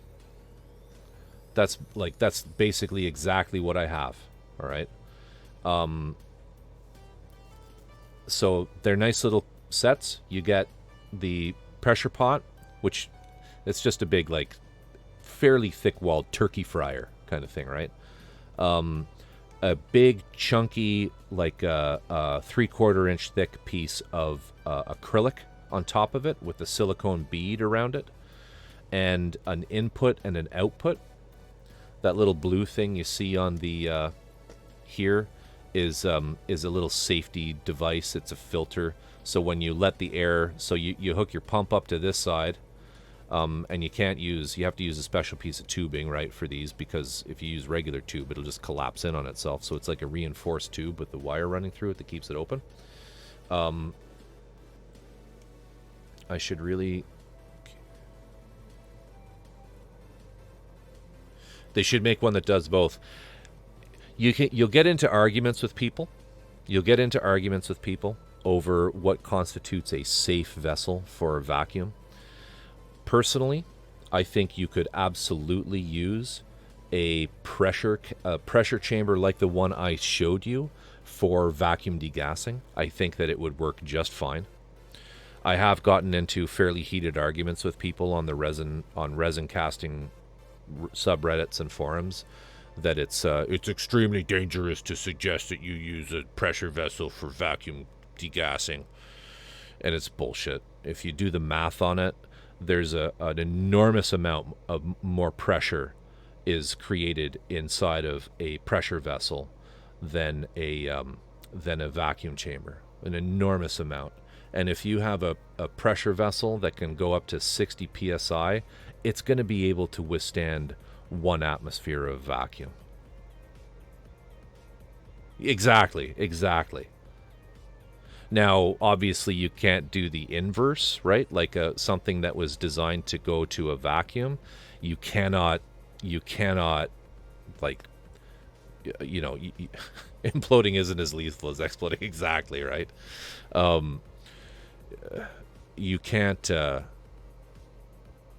You're not going to want to use something that's designed to hold a vacuum and take it up to like 80 pounds per square inch of pressure. Right, but that's not how vacuum chambers work. This lid literally just sits on top of the pot, and when you start drawing the vacuum, it sucks it down, and that's what holds it down. It's not even clamped on. But now here's the thing: as far as using both, you want a vacuum chamber that has a clear lid, because if you go back into Discord. If you go back into Discord and look at that little video that I made when I was vacuum degassing the silicone, you want to be able to watch it and see when because it all bubbles up, and then it kind of reaches a threshold, and then it'll collapse in on itself when you've pulled out all of the air, and that's when you can stop. So without seeing that happen, you don't really have a good gauge of how long, you should leave it in there. But yeah, so that's why it might be worth your while just to pick up both if you can. Most vacuum chambers are actually pressure chambers with a vacuum pump hooked up instead. Yeah, like even my vacuum, I don't know what yours is like for, Dad, but this pot is pretty thick walled, But yeah, so that's sort of my take on it. You're looking at maybe an investment of maybe $400 total to get a setup that shit going boom is generally not advised, TJ. Yeah. But yeah, I mean that's kind of my 4 cents on it. They give you these these silicone mats. They're really only meant to be used when you're dealing with resin, though, because if you get silicone bubbling, if silicone overflows onto a silicone mat, the silicone mat's not going to do shit. The silicone's just going to stick to it and become part of it, because that's a weird thing with silicone. Like if you have cured silicone and pour new silicone on top of it, it's just going to become one bigger chunk of silicone when it's all set. You won't be able to separate them. So I don't know why they give you a mat. It's weird. It would make more sense to not use the mat if you're drawing gas out of silicone, because once it's set, you can really easily just like peel off the silicone. Yes, ask the guy who turned his boiler into the shape of a football over engineering helps a lot too. Yeah. I work with shit that can go boom. I try to avoid it at home. Yeah. Yeah, I mean, there's all sorts of... There's some dangerous things in these hobbies that people might not realize it. Pressure vessels are certainly things that are worrisome. I am very confident with mine. You saw me use it in here directly beside myself. I'm quite confident with the way that it's made, that there is not going to be a problem with it. And that nut, that NPT nut that went in there is very over engineered for dads. It was done like on my dad's on the big South Bend lathe, and it was a proper chunk of metal. Anyway, what else can I say? That's about it for that. I don't know if you have any other questions with respect to the casting, but it's fun. It's fun. Exactly, right? They use it for spraying paint, so...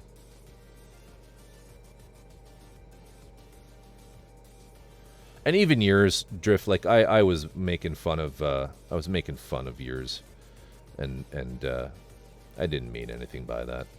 I'm sure it's fine. My only issue is with the design of those ones where those screws go down directly onto the lid. I just think that over time, like over repeated use, that's going to deform the lid, right? Somewhat. So if you're in the market for a new one and you see those two styles, to me it makes a little more sense to take the one that, like what I have. It seems like it would take more repetitive abuse.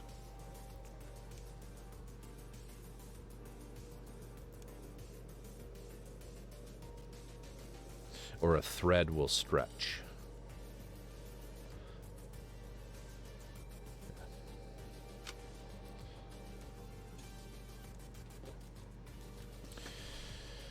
All right, well, let's see who else is on. Find somebody fun we can raid. Please stick around for the raid. It's always good to show some support. Little question, how much do you recommend mixing sodium bicarbonate? Oh, for joining pieces? I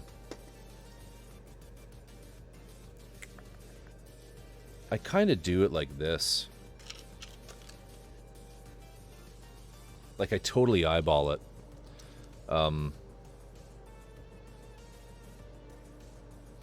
The inside bottom is curved, which makes it harder to put something down level in there. Yeah, mine has like a stainless steel pot.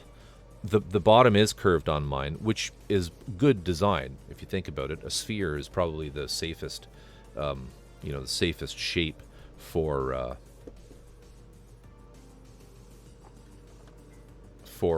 holding pressure, right? But mine has like I don't know if you saw it the other night, but I have like a stainless steel like pot that sits in there, and that has a flat bottom. So maybe you could, what you could always do is 3D print something, Drift, like 3D print a rack that goes into it,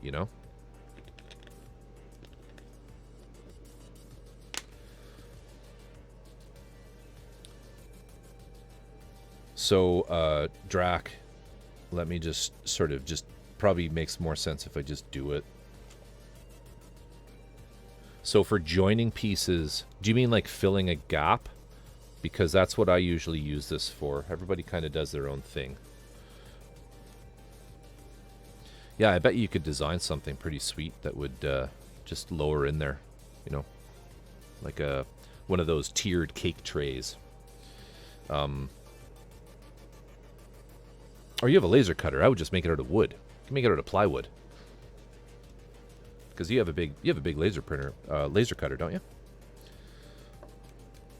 Where's my little spoon type thing? We'll just use a knife. All right, for anyone reviewing this later, we're not doing blow.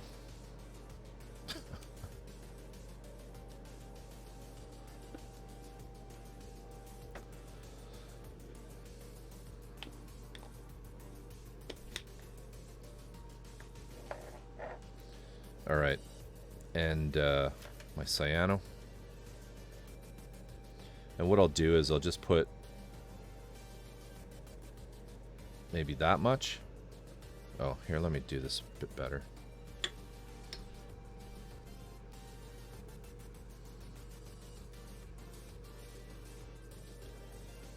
I like this method, Drift, because it sets really quickly, and it's really sandable.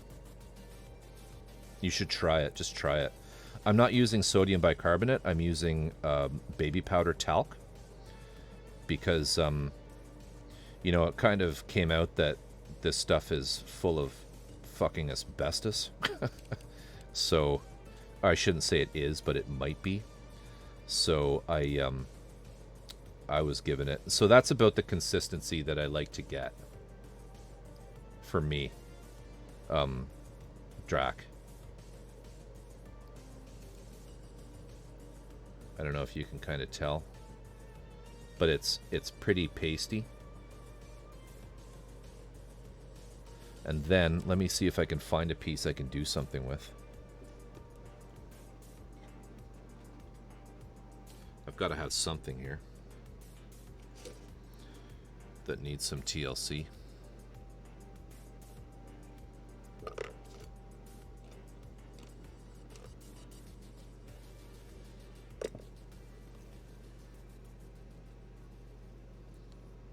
Well, here. We'll get real on this. All right. So this is an actual piece of the kit. Okay. And I'm going to do this. I'm going to do this. All right. Sacrilege here. Sacrilege.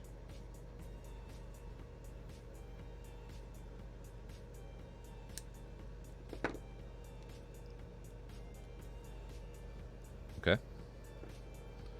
So now I'm going to take this stuff.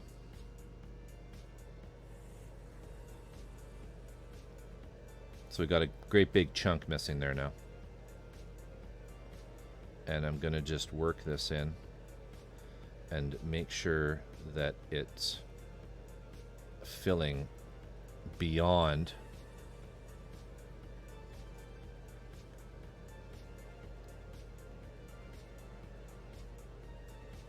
make sure I have more material in there so I can sand it away.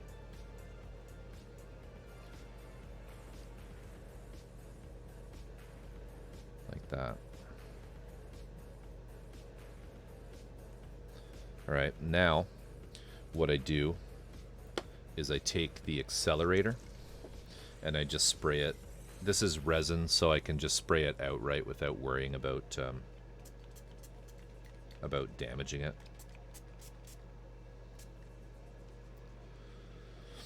And we'll just let that set.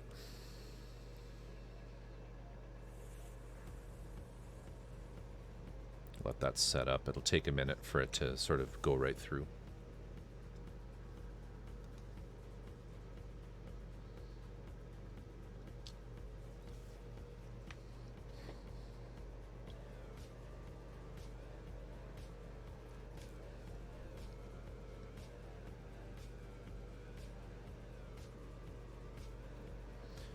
Find some sandpaper here.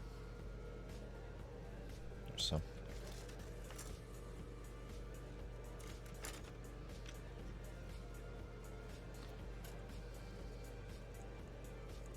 There, it's pretty hard now.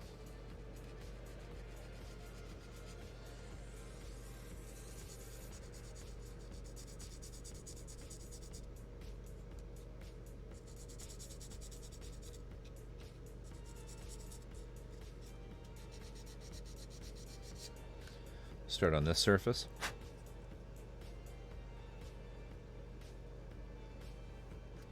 And we'll work on this one.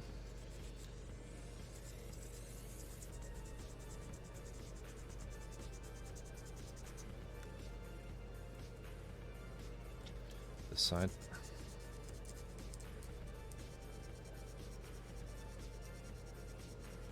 This is 120 grit.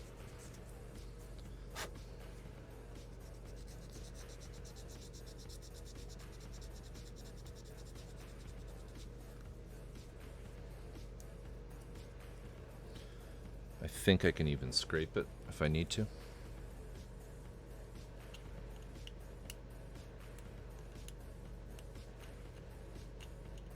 Now I sanded a little bit out of the top, but we still have some here. So let's put that back in.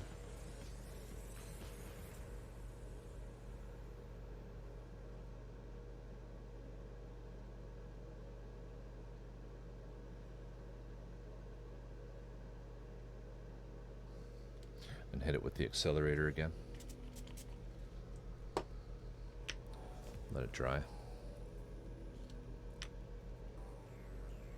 Literally a joint missing out of the mold.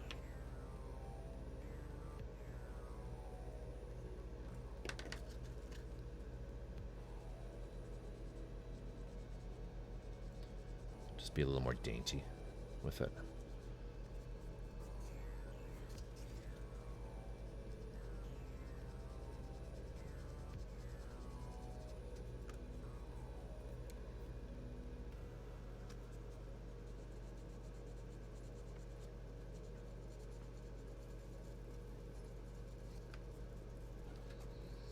Alright, and then we'll go with, probably use a bit more on this side.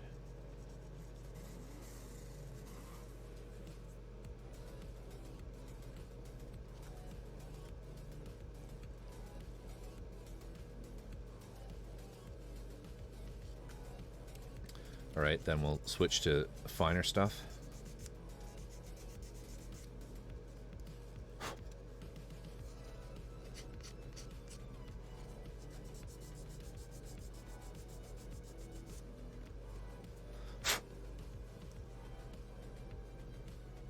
I mean, there you go, right?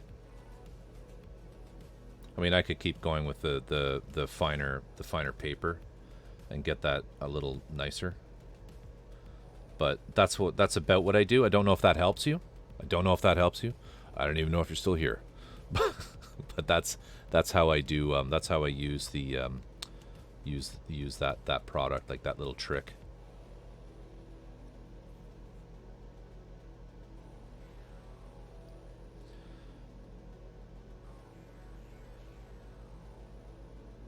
Yeah, it works really well. And what's interesting too is like the drift as well. Just so you're aware, the baby powder or sodium bicarbonate adds it improves the sandability. So like you can fill holes with cyanoacrylate, right? But what you'll find is cyano is being so much harder than either the plastic that you've put it into or the resin. Even resin, as you sand it, you'll be wearing away all the material around it a lot faster than you're actually getting rid of the cyano. So what adding the powder does is it, and you see this stuff still hasn't set. What adding the powder does is it sort of evens that out.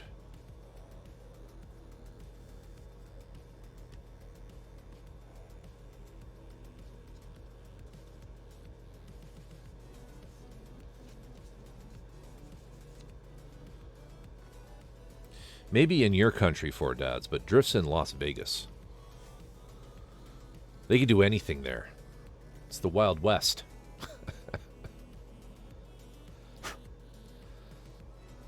But yeah, it is a super accessible way of doing molding and doing gap filling. I like this more than using these products, to be honest with you. Because you know what these do? These shrink like a motherfucker. They suck. So you put this stuff on, and then once it's dry, you gotta then do it again and wait and hopefully not do it again. So not a huge fan of Tamiya. So for just like pure like sandable gap filling, it works really well. The other thing that works really well is UV resin. And that's something I want to experiment with too, is can I take UV resin and can I mix it with Drift? Maybe you could try that. You probably have a ton of the stuff lying around with what Etchibat does. But if I put baby powder or talc into into UV resin, and then I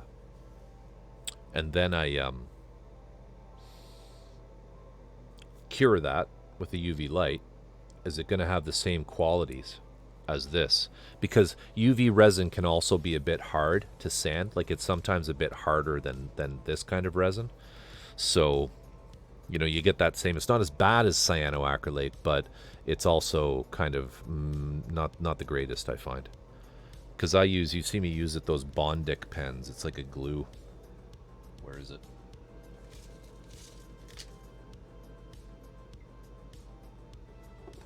Can't remember where I put it, but I use a little UV resin type dispenser to fill in little bubbles.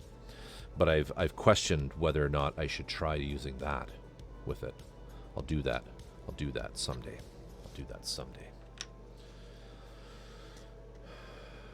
All right.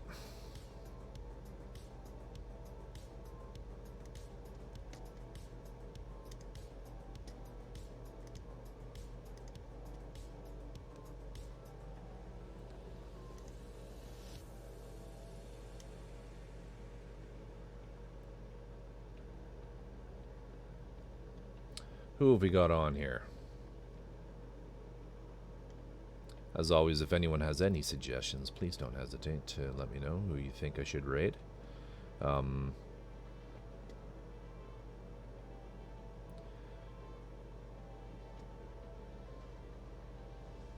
We've got someone doing some mini painting with only 2 people watching, so maybe we should head over there.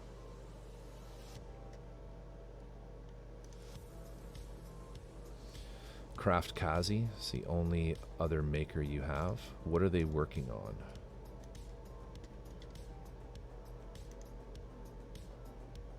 I mean, it's not like I have dozens and dozens of viewers right now, but I sometimes like rating people who only have 1 or 2 viewers. It's because it's kind of fun.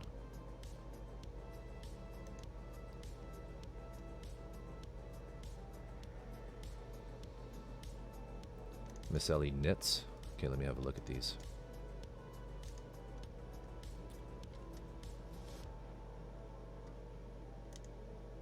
And hello, Darth.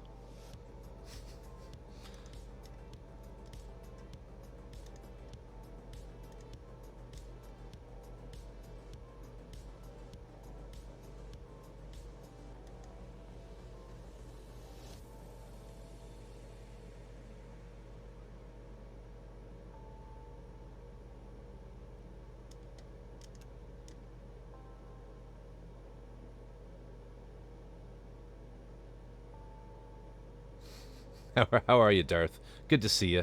Good to see you as always. Let's do that. Let's do that. Let's do the mini guy. So give me a sec here, folks. Thank you, everybody, for your donations and subs and all that. It's been fun as always. I will be back on again tomorrow evening at 10:30 p.m. Pacific Standard Time, and that is whatever it's going to be where you are. I don't know. You're going to have to work that out yourself.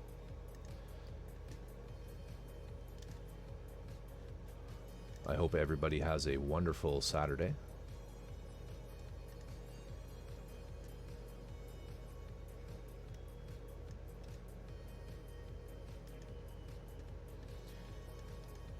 I hate how the raid list doesn't show everybody. But hang around for the raid. Let's show this person some love.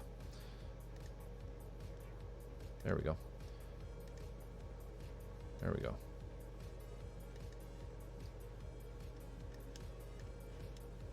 All right. Thank you, everybody. Thank you, Unpredictable. Thank you, TJ. Thank you, Four Dads. Thank you, Darth. Thank you, Drift. Thank you, everyone else.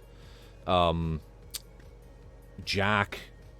Everybody who participated in chat. Drac. Thank you, everybody. All the new followers. Oracle Steve. Rem Coverhoven. Drac, of course. David 126771. Absolutely a blast. Old Type. Absolutely a blast. Hope you've had fun. Maybe I'll catch you again tomorrow. I don't know. Come by if you have time. I'll be working on this. It'll be fun. Take care. Have a wonderful Saturday. See y'all, everybody.